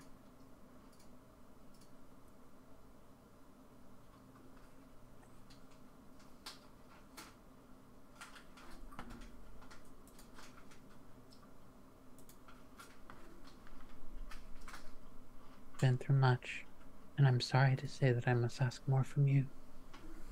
But causes each of the pieces of driftwood to float up, and it's like they all begin to get sucked up into like mini black holes that look like a tightly clustered knot of black raven feathers. And then they begin to form different things. For Ren, there is, I believe you'd mentioned it before, Ida, there was a device used during a lot of the ceremonies for like the actual dancing and such to help facilitate and to also help hit like folks who are latecomers and such. I think Ren has it flavored as their approach. Your approach, right? It's a scepter, like let's say like a meter, so like almost 3 feet long, with lots of ribbons and even one corded braid, which is supposed to resemble a whip, but it's not a functioning whip. And it's the staff that the principal dancer holds, and also, sir. In the dancing trope culture folklorically as well, the lead dancer always also leads practices, and latecomers get booped with it. There is a variation of your own there, but one that has it looks weathered and such, but it looks like it's seen some use, but it's back to the way that it looked when you first saw it, when you first started dancing. For Ophir, there is one of the first ever sketchbooks you ever owned. Oh, jeez. I promise it's not filled with your old sketches, because just like every poet who looks back at what they wrote in high school and they're like, ah, jeez. Yeah, this is Ophir's immediate response is just like, oh no. Jimena, there is a map for you. Quest, there is there's expedition equipment. Antonia, there is actually, I want to ask Gina, what do you think the item to represent Antonia would be? Trying to think, how could I get a little wooden key? Yes. I am god of this realm. I can make it be. It's one of my favorite phrases to say whenever you're a GM is just, I am god of this world. It's, if I say it, so shall it be. But yes, you have a wooden key. She raises her hands. And again, she takes the time also at this point to remove the mask. And Zir's face, it's very beautiful. Again, the vitiligo is spotted throughout the entire face, and their presence, it's comforting, but it's still just a slight tinge of sad to it.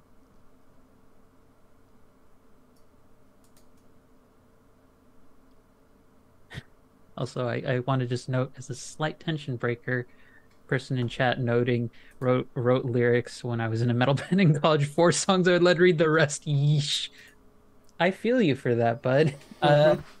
There's a couple poems from high school where I would look at them and I'm like, That was it. Those are some choice words I made there.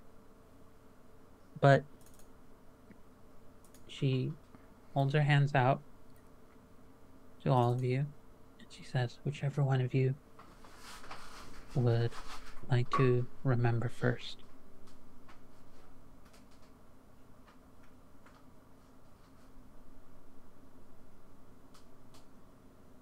I think Jimena just silently strides forward.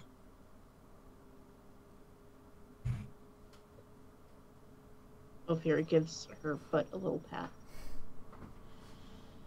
Get in there. I got this.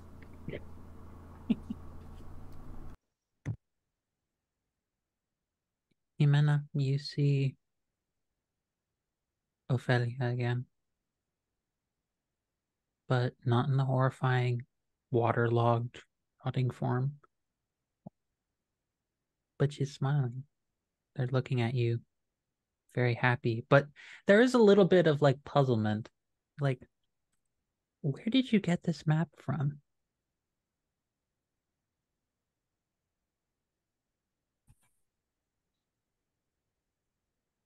I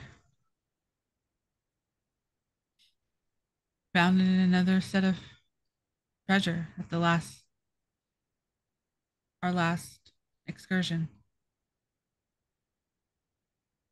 Okay, I don't remember a map being among the thing. I did inventory of our last stuff. I don't remember this being there.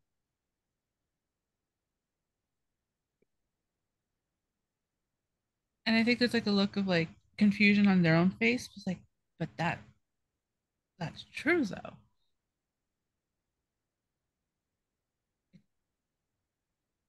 When I went to check things, I just saw it there. I thought maybe, honestly, I thought you left it out for me. You know me. I was looking forward to the last job being the last job. I was excited for us to get to settle down for a bit. I mean, how long have we been sailing for? Like, how many months have we been out for the last job? Like, hey, man, do it. But look, it's on the way. It was just a little bit, half the time these are nothing. At worst, we'll find an island where we can spend a couple of days and relax. At best, we find something better, and we can bring that could be our retirement money. Why do I feel like this is just an excuse for you to get to have some more fun? I always have fun with you. Okay, fine. You're right. I am a delight. I want that to be on record before anything else about us sailing happens. I am a delight. You are. You're a delight, and you make sure I don't get us into more trouble than necessary. You do realize it's a very hard job for me to accomplish, correct? But that's why you're the best at it. That's why you're my number one in all the ways. Also, no one is better than me on the crew, so technically I'm kind of number one by default. Exactly. All right, all right. I'll go talk. There's still some folks who haven't lost their sea legs entirely. I'll go start getting a run. You're sure we're gonna be safe? This isn't gonna be too big of a thing? Yeah, I'm sure. Again, half the time these things it's some guy's random sled, It's nothing of importance.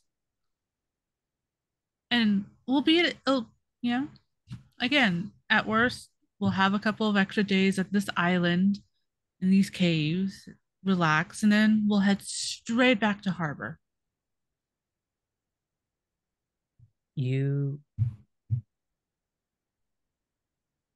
Ophelia, you see her smile and she agrees to it. And all of this just feels like deja vu to you, Jimena. to all the events that you saw when you first picked up the map. All of these things feel like things you saw ahead of time. Even her happiness. But the happiness they had on their face, you watch, turns to horror as you are out at sea. The ship is ripped apart. And the last thing you see before pretty much just like found, you wake up to like holding on to a piece of debris, is her face being pulled away by a massive sea creature, saying, I thought that was it. Did you lie to me? That's the last thing you hear her ask you.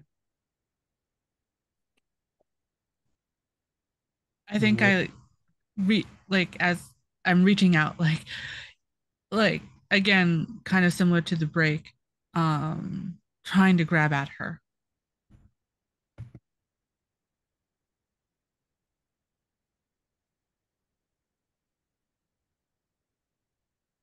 You wake up and it's nighttime, and the sea around you feels calm,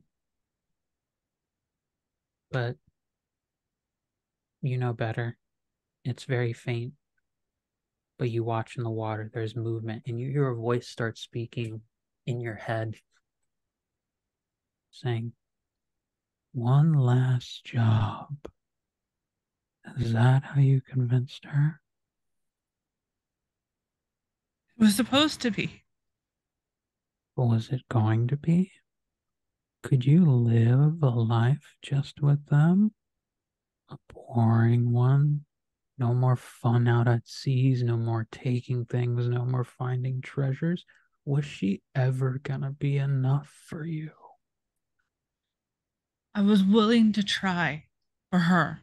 I just needed this one last thing. There was a chance that this would make all our lives better. It would always be an adventure if we found this, if this treasure was real. Come on, Imena. Why don't you tell the truth? You just wanted one last go, didn't you? You never wanted to settle, did you?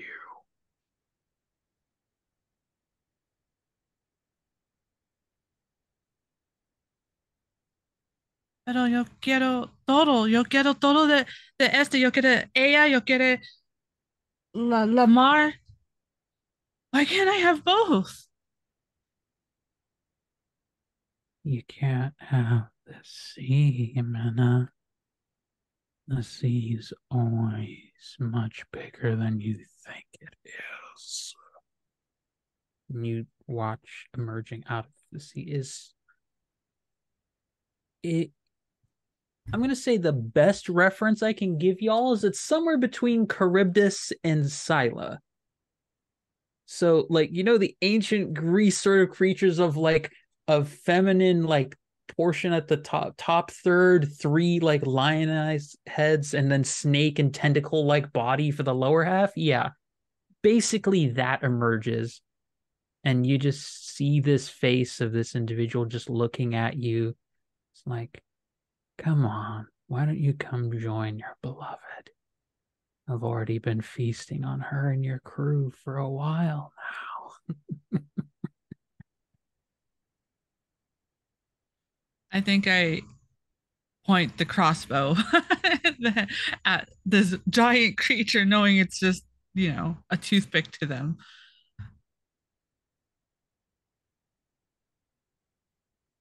You could have just taken me. You didn't have to take everyone. Well, I guess both of us are a little bit selfish in that case.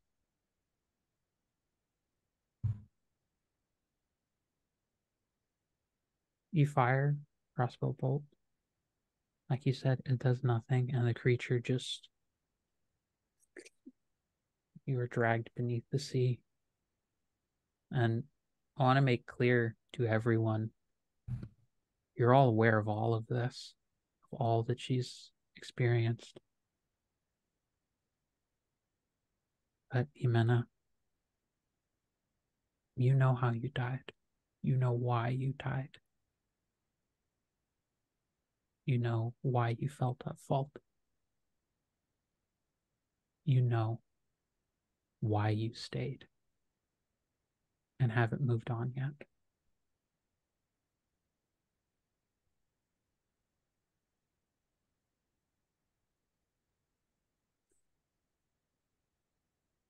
Who is next?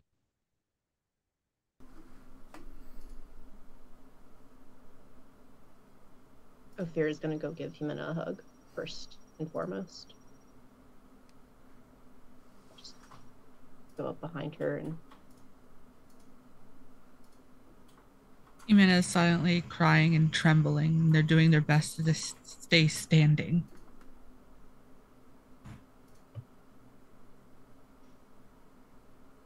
just going to be there for her for a bit.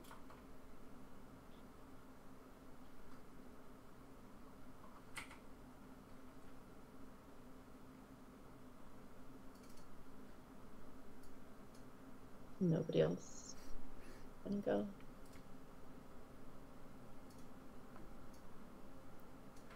I can just get this over with. I think if you start to move forward, Ophir, Jimena will grab your hand. Not necessarily to like stop you, but to like follow you, I guess. Like now it's reversed a little bit. Mm-hmm. Where Jimena doesn't know what to do and it's just like maybe if I just follow. He stops and squeezes her hand and gives a little smile, pulls her along.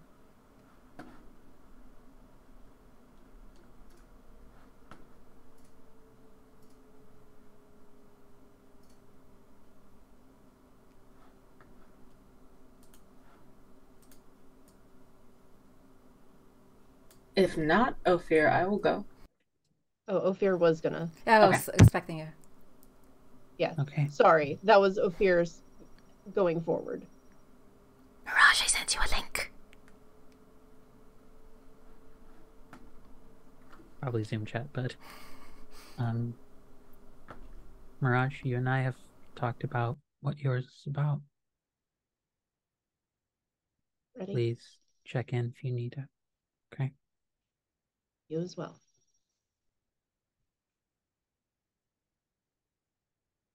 It's an apartment. It's a really ratty one.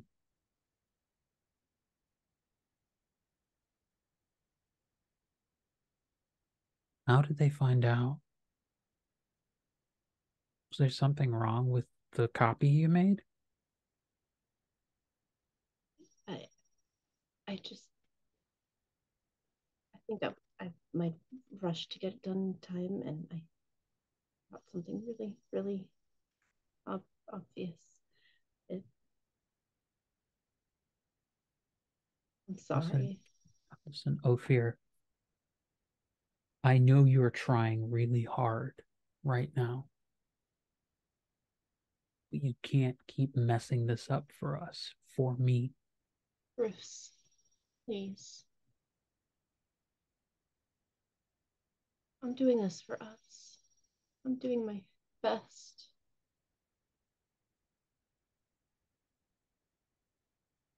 I love you, but this is not the life that I deserve. Trying to get us something better. I am. Really am. Simple mistake.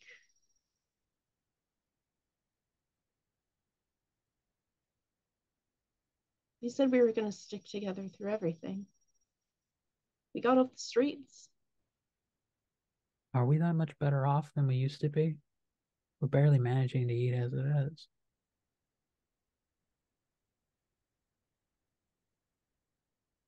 Just need to get through this. But you can figure something out. You're always the brains. You're so smart. You can figure something out, right? Yeah. I've had to say it was a lot of situations, so I'll figure this one out again.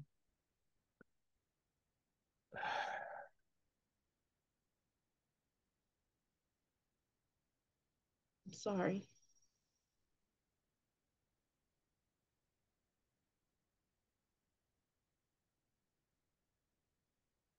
Do you have do you still have the container with all the savings we have in it?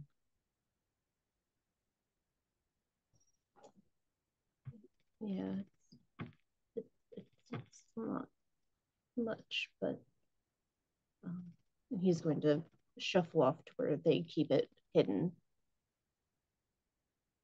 Wow, this nasty little jar. Hold it out.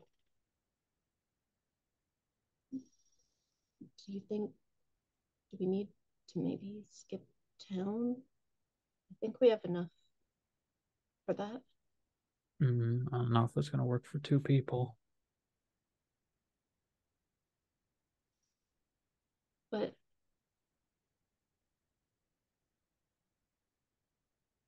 Here, fruit.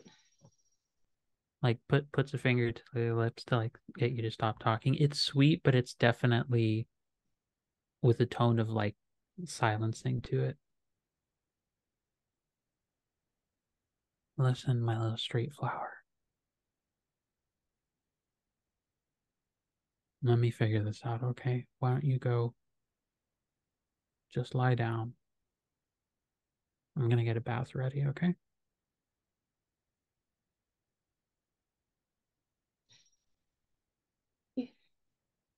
You said we'd always be together.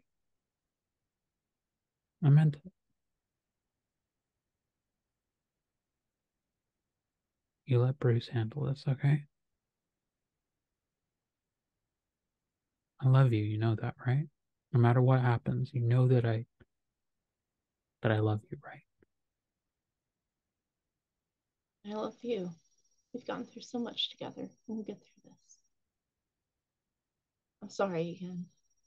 And Ophir is going to stand on tips of his toes and try and go in for a kiss.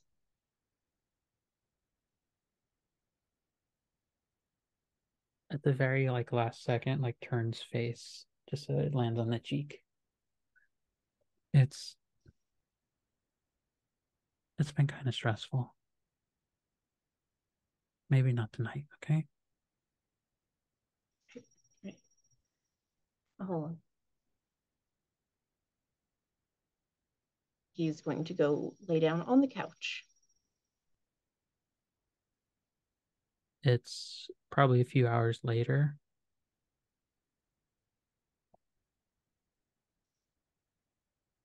I'm falling asleep. And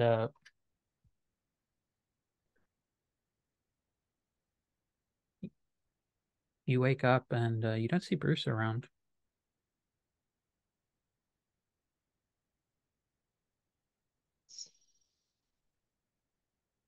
You look to the spot where the jar normally is and it's gone. Immediately sits up, looks around, has this horrible sinking feeling, starts going through the different rooms. Bruce? You go into the bathroom, you see that the tub is still pretty filled with water. He looks in and he's going to go and touch the water, see if it's still warm.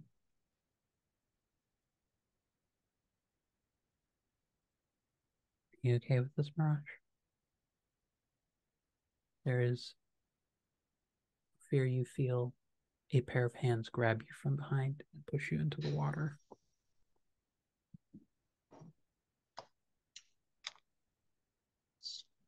Struggling against it, trying to see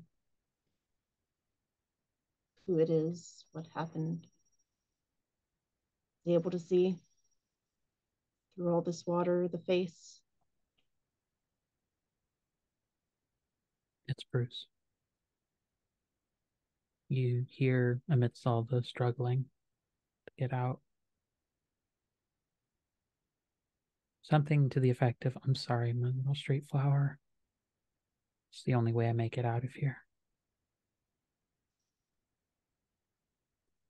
There is struggling. There is struggling.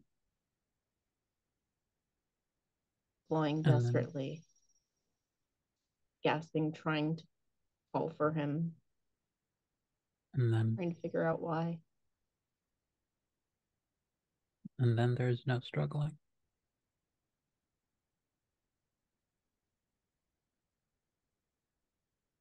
Bruce was a dear partner, your con partner, and also the person who killed you.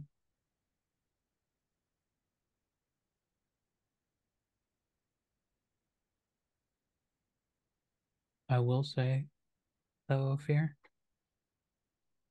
there is, from recovering all the memories, though, and you, Mirage the player, can take this bit however you like, but there is a distinct sensation, a knowledge that Ophir knows that it was not their fault. I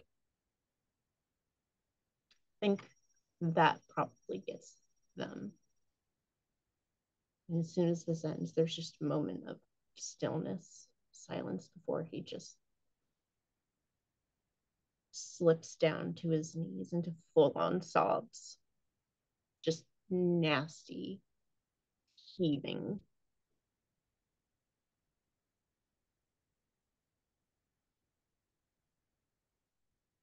I think Jimena immediately like does the whole like wrap around you, like crouch wrap and then pull you in. Doesn't say anything, but just pull you in so that you trying to hide you from everything, you know. There's an instinctive like push away as if you're trying to hurt him, but through all of the tears, he recognizes it's okay, that everything is safe. And he just sobs even harder.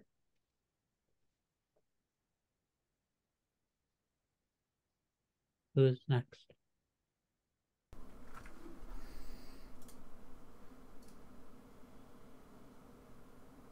I think. Oh, ahead. But whether or not DK goes, Quest will go, but Ren has just been sitting there mumbling. Also, like, death is showing us, but death took it away. Death is showing us, but death took it away. Just like grumbling almost with themselves, but Quest walks forward. Quest. It is a starry night. You are high up, very high up. Mountains look so beautiful from up here. You know you've reached a spot no one's done before. This is pure gall, pure nerve to even attempt something like this with, especially with as small a crew as you've got. And you know Cypress has not been feeling well the past couple of days with everything. But as you're trying to get back, it's so cold. The blizzard's gotten so bad. And Cypress is not looking very well.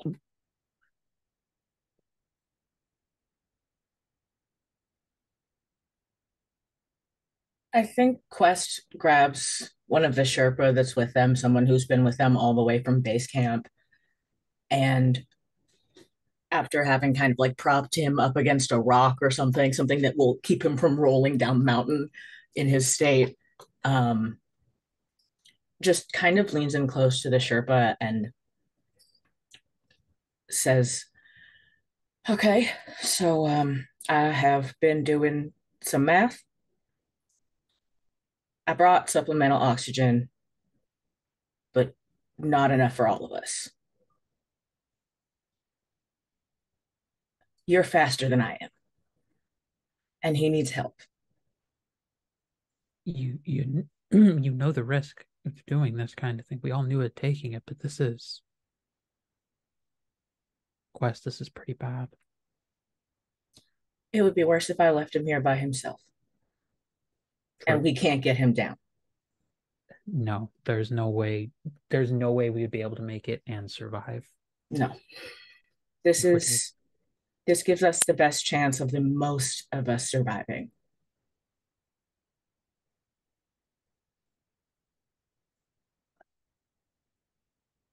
All right. Thank you. We'll head out as soon as we can. And hey, no matter what happens, we stood at the highest point on the whole earth. Yeah, I'd like to be able to reminisce about that when we're all alive. Thank you very Better much. get going soon then. Oh, hell. Yeah. Him and the other Sherpa end up heading out. And it cuts to much later. Is it, as a clarification to you, DK, is it a cave sort of that you found tucked? Does it be? It's sort of like an overhang. It's more like a rock face that has kind of a shelf. And he's not helping with anything. I have stacked up ice into a wall to create kind of a bivouac and like a windbreak, just to keep any more cold air from pouring down on top of him. Got it. Cypress, you hear him just, I'm so cold. I know. I'm sorry. I got fucked up and I got sick. I went too fast. I'm sorry. What do you mean you fucked up? We made it, and I wouldn't have made it without you. If anything, it's my fault you're like this. I mean, okay. I'm not going to tell you you're wrong because I know how that goes.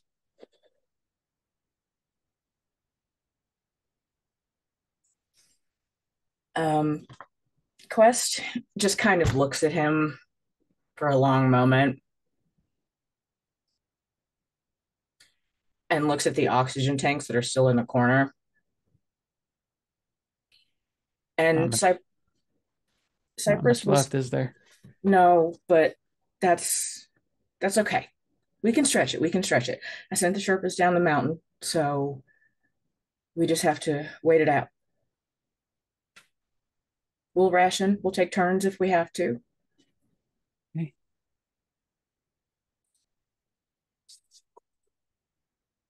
I need an honest answer. Yeah. If you go to sleep right now, are you going to wake back up?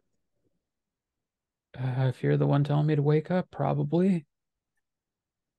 Then you should rest. I'll be right here. Okay. You know I love you, right? Of course I do. How else would I have dragged you all the way up here? And I wouldn't have asked you if I didn't love you too. Guy can only be so lucky in his life. I didn't think I'd get to be this lucky. Oh yeah, look at the splendor that we've gathered for ourselves. He's just like leaning against her. And he's just like, you can tell unless he has another heat source of some kind, he is not going to make it, Quest. Quest feels his body shaking hers with the tremors. And she kind of just turns and looks at him up close and doesn't say anything and makes an impossible decision. She kind of squeezes him and then stands up and goes and gets one of the tanks and the mask. It says, "Go ahead, just lay back. I'll stay here with you. We can use my body heat, and then we'll trade in a couple hours. Okay? But you should rest while you can. You got to keep your strength up." And she will stretch the mask over his head, kick the gas on, and wait for him to fall asleep. It's some unknown period of time later.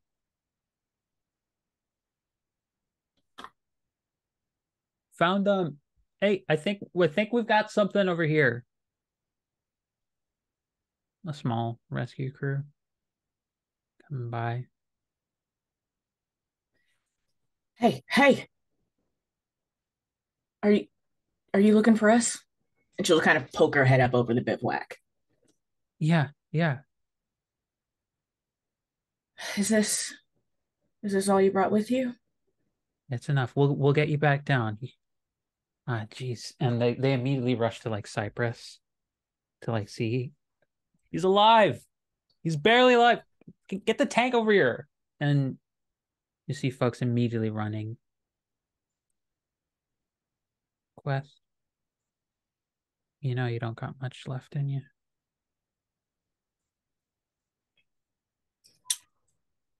I am going to reach into my backpack and make sure everything is there. My Polaroid camera, my lucky ice axe, um, pictures of my family, and my journal. And when I get to my journal, I'm going to rip the very last page out and write, "For once, I am putting you first," and just sign it with a Q. And assuming that he is delirious with high altitude sickness, I am just going to tuck it into his down suit where I know he'll find it later when he wakes up. Funny. No, I'm taking a nap. You're right. You're right. I should wait until you're alert and you can pick me up and do all the fun stuff we normally do. My mistake.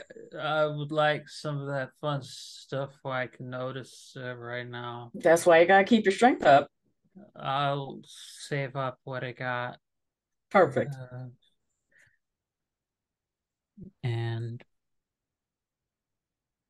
a short time later, the rest of the crew gets there and they find that Quest Nightingale has passed away. But it was with her last act that her dearly beloved was able to survive.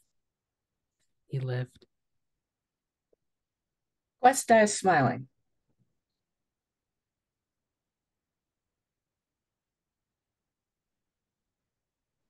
That last smile, knowing that what you did, you kept someone alive. You kept him alive. Cypress is okay because of you. That's the last feeling that stays with you as this memory ends of your death, the freezing on the highest mountain in the world, one of the best accomplishments of your life, if not the best, with your beloved. As terrible as so much about that way of time was, you did something extraordinary. And that girl who couldn't move very much in her room growing up found every moment, every chance she had to keep doing more and more. She ended her life protecting somebody she loved.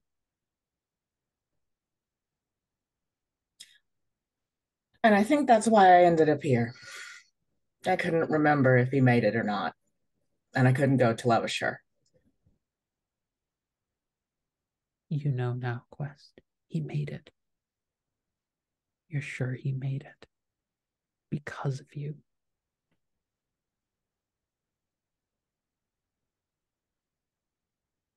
Who is next?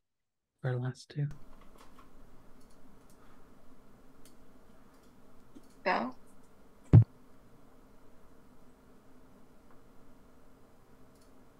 It's a very isolated place that you're originally from, isn't it, Antonia?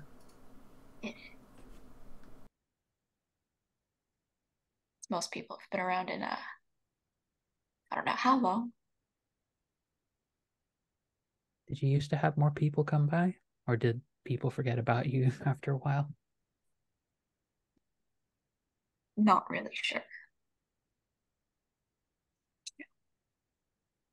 You always had at least one companion, though.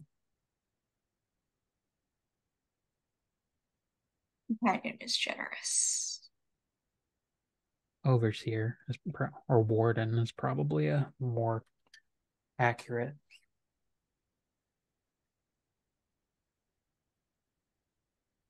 You know, my little pet, I don't think you're ever going to get out of here, no matter what you try.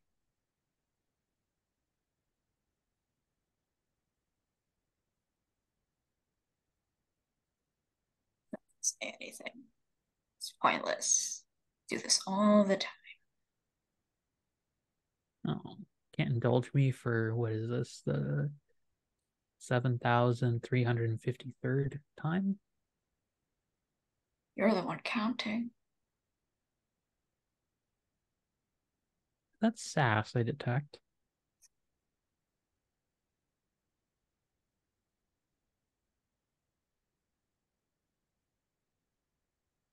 What has you having an attitude? What's on your mind? I'd like to know.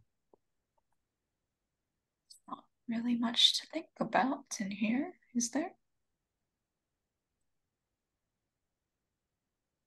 Why didn't I give you a head start? Maybe you'll get out this time if I let you leave a little bit. You said that the last time. I mean, you're the one who still keeps trying to leave. What's the point of trying to leave at this point? We've already tried the whole I sit here and do nothing. Doesn't really turn out differently either, does it? So you'd rather try and get out of here, even though you know that you probably don't have a chance.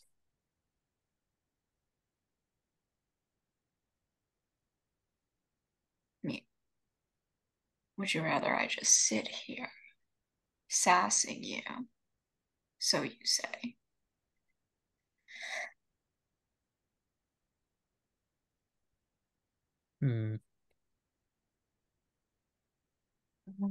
I'm sure you could use some activity.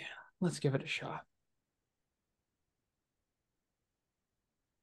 Lighthouse that has been your prison. It opens.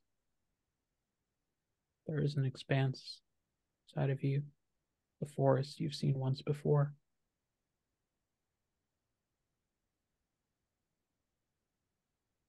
Are they looking? They watching? They look one more time before they turn around just to ask it's said with such a sense of like resignation and like just pure flabbergasted. Is like,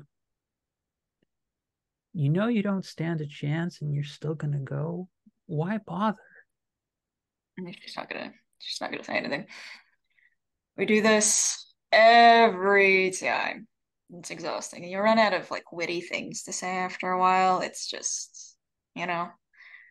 And I know that it's like they enjoy it as much as they pretend that they don't, but they like me doing a little running. That's why I stop running and just walk. But she's gonna pick up when they stop looking. She's gonna walk, crunch through the leaves and the debris, make sure she knows she's going. Still looking, still watching. Giving you a really huge head start. Doesn't appear to be looking at this point. Okay. And I'm gonna try and I'm gonna walk some ways into the forest. And then I'm gonna dart to the side and loop back around toward the shore. I think the creature doesn't expect it. It's like, why would you even try? Like when you start doing the loop around, like, why do you try and come back? You're ruining my fun. You're already coming back to me and I don't get to chase you as much. And they don't understand. There's like a genuine moment. They're like, no, you're not. She's gonna start running, pick up her shirts, like run in this time. She's not walking. She's like running. She's gonna try what she's gonna try to do. She's gonna try and run past the lighthouse and over the rocks. And that's what she's gonna do. Whether or not she's allowed to, that's what she's gonna try and do.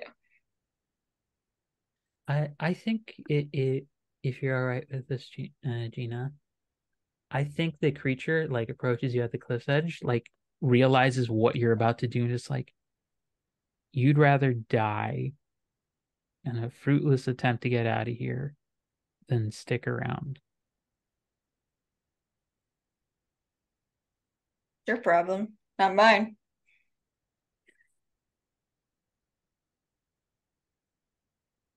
Antonia, you remember the circumstances of your task, regardless of whatever it was that was keeping you there. Hell, I don't even think really anyone understands what it was. Stop Whatever sort of pithy sort of comments it tries to make at you, it realizes it's lost its toy.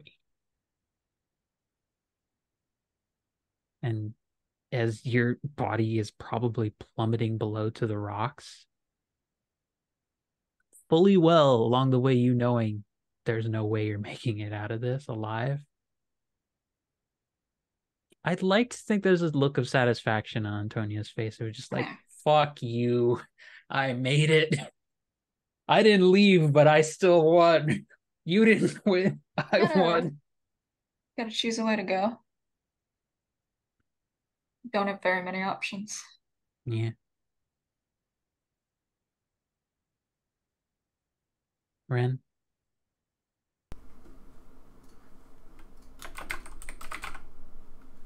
It's your turn.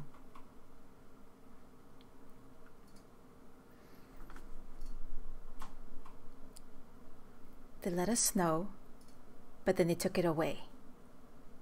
Death is trying to show us, but then death took it away. Just keeps grumbling, mumbling these words as French just kind of stiffly walks forward. She's gonna try and help Ren up. Little lower back rub. Everyone's getting so handsy today, I swear to God. Like Ren looks back, nods, acknowledges, but while saying this, like, death is showing us, but then death took it away. You turn around and you see someone familiar. You see Kata, your spouse.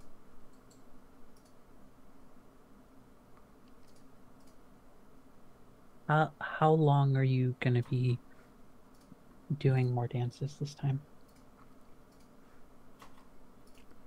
Well, we have the entrada, the festival, and then we're going to be traveling to so we can do the procession into the church at the town outside the city. I mean, how long are you gonna be out? A week. You know it's a lot taking care of both kids, right? Should I leave more for another sitter? We have Nana to help you out. That's not what I mean. I just want you here, okay? I want to know that I still matter in your life in some way, beyond just someone you feel like you have to give some money to out of guilt. Why did you reject my invitation to come to the party? Because whenever you go to those parties, I'm not exactly getting any attention now, am I? Neither are your kids. Well, the kids you want to be open about.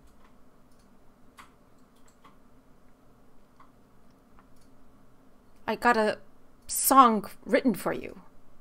We're practicing it later this week. And I'm sure you're going to be leading it and have all the attention and the praise for it, right? Having another song commissioned for the youngest one.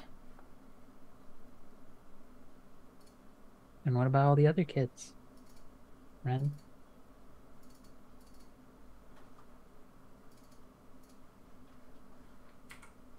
I don't want to keep doing this, okay?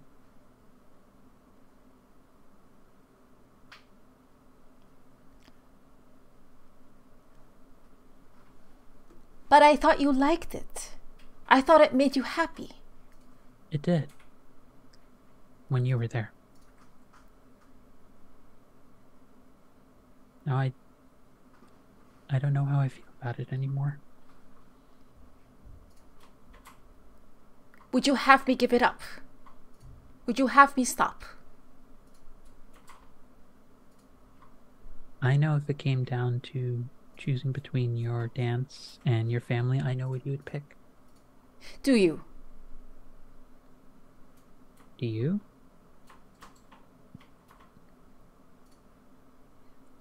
The scene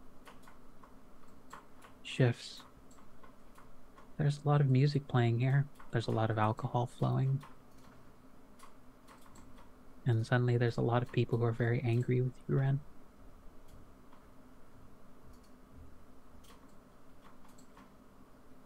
Isn't it about time you give the role up? I mean, there's other people who are qualified, who have been qualified for a while, Ren. But we're not going to draw the same crowds, sponsorships, and attention if you don't have a headliner at front. Other people deserve to have spotlight, Ren. And the troupe will lose out. You don't just get to keep treating this like this is your project and no one else gets in on it, Ren.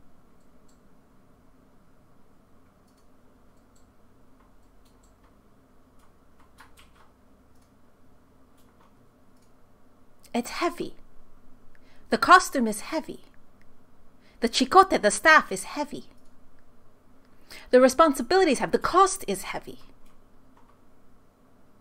Are you willing to pay and take on those heavy things?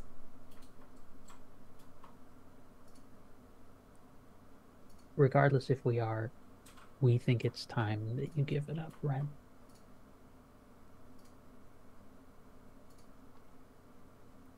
That's something I get to decide.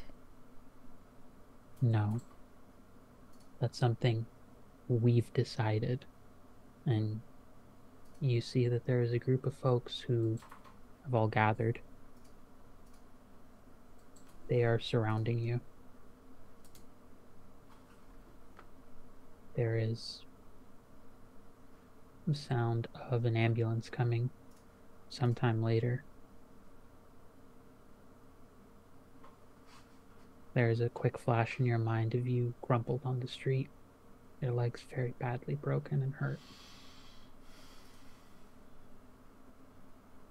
You hear your doctor telling you you're going to need to rest. You need to actually rest, Ren. I've been your physician for a bunch of years now. You have to actually, recover, or this is going to become something serious. You said 6 months. We can do it in 4.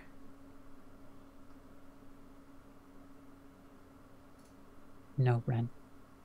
I'm not going to keep doing this. I'm not going to enable you to keep hurting yourself, okay? Not. Let me see if I can find another physician for you. I might as well be dead then.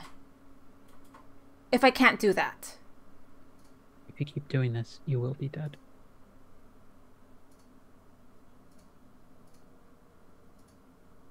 I'm sorry.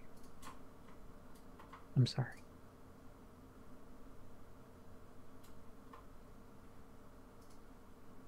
There is flashes of one last performance, Ren.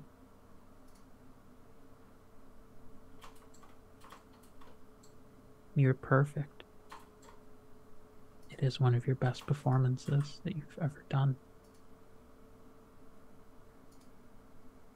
The crowd cheers and is grateful to all of that you've contributed to keeping these practices alive, to keeping them afloat. So many fans, so many people that worshipped you.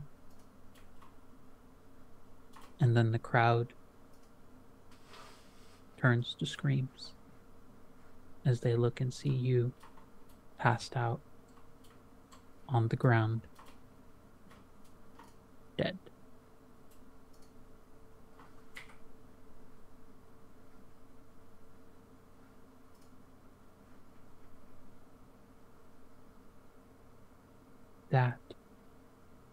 That last moment, that last memory that echoes across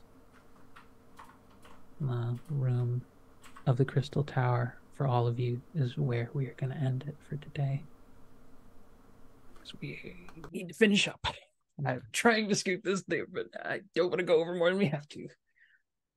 Folks, thank you for tuning in. Thank you for what has been a very emotionally intense session. I'm going to do the quick other outro stuff first before I let our players do their quick out. One thing. We have Roll for Luck tomorrow. No, today. Later today. Later today. I believe we have Aliens coming up later. Aliens Destroyer of Worlds coming up later on during this week. And we have fantastic GM Fiona and our fantastic own Ryu for Roll for Luck. Please tune into both of those shows. Support support shows that center different experiences and intersections of womanhood and all the adjacent modes of existence and being in the world that happen. Support artists, support the queer creatives who are behind things like GWTW zines. Support the shows here. Watch us on YouTube. Go put in some hours and just watching all that. Don't worry, folks. We are so grateful to all of you being here. I'm going to let folks do a quick rundown of all their quick little outro. But so I'm going to start with, I believe I said Aida first. So Aida, real quick, just one quick thing we can find you in and who you've been. Hi, I've been Aida. You can find me on Twitter at InThePan. I'm also way more active on Blue Sky for those that managed to get over to the happier place. Also at InThePan with hyphens. You can find me at Horde of Tales. We're usually playing Eberron D&D Tuesdays at 2 p.m. Eastern Time. But we're growing a team and we're going to be growing more projects. We mostly do European, UK. We focus on folks that are marginalized and also outside North America. So come and join us. Fantastic. We're passing on over to our own fantastic Diana. Hello, everybody. I go by Diana Moon Online. See her pronouns. You can find me on Twitter and Blue Sky at Diana Moon. Or on Sundays at Nerdgasm Noir, Twitch TV. From 6 to 8 p.m. Pacific time, running with the Reclaimers. We're doing the OG Apocalypse world right now. So, yeah. Passing it over to Mirage. Howdy, I'm Mirage. I have played your local sad boy Ophir. You can find me pretty much anywhere and everywhere as Ultimirage or Ultimirage Art. I am an artist. My commissions are open. I am saving money to move my partner in with me. Commission me, maybe. Or I do also have some games I'm running on Start Playing, also Ultimirage. If you are looking for a fun game to play in. And also support gay rights by letting my partner move in with me. Fantastic. Also, everyone in chat, go bully Mirage to charge more for their artwork. Anyways, continuing on for Gina. Nobody will buy it. Hi, I'm Gina. You can find me here. I'm not doing anything else. You can change that. I'm over on Twitter at _Ginathan. That's it. Wonderful. Last but not least, our own fantastic DK. Go! Hi, hello. I am DK, the noted explorer who is apparently still asleep on Everest. No big deal.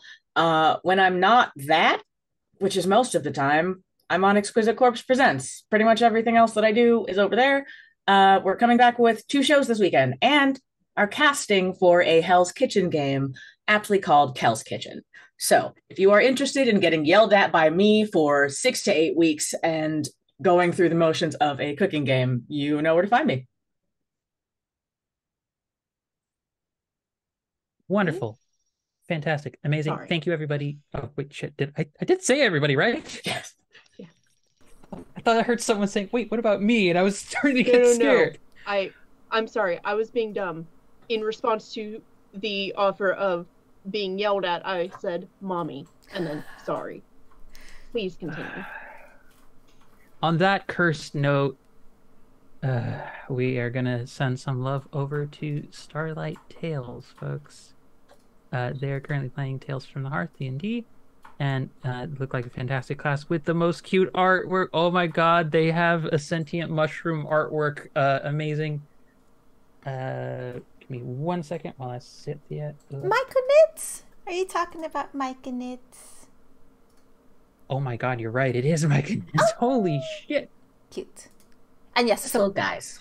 And yes, support Cross Rentis Worlds and all their channels. You can have a couple of their YouTube videos running in alt-tabbed. Have like several of them running at the same time. Yes. On that note, take care, everybody. I'm going to try and send this raid through. We'll awkwardly wave, and hopefully I've put in the correct command. Bye, folks. Can you send me the correct command input real quick so I can send this properly? Is it just /R? I will Google it. Bye, I'm going to keep everyone. waving. Bye.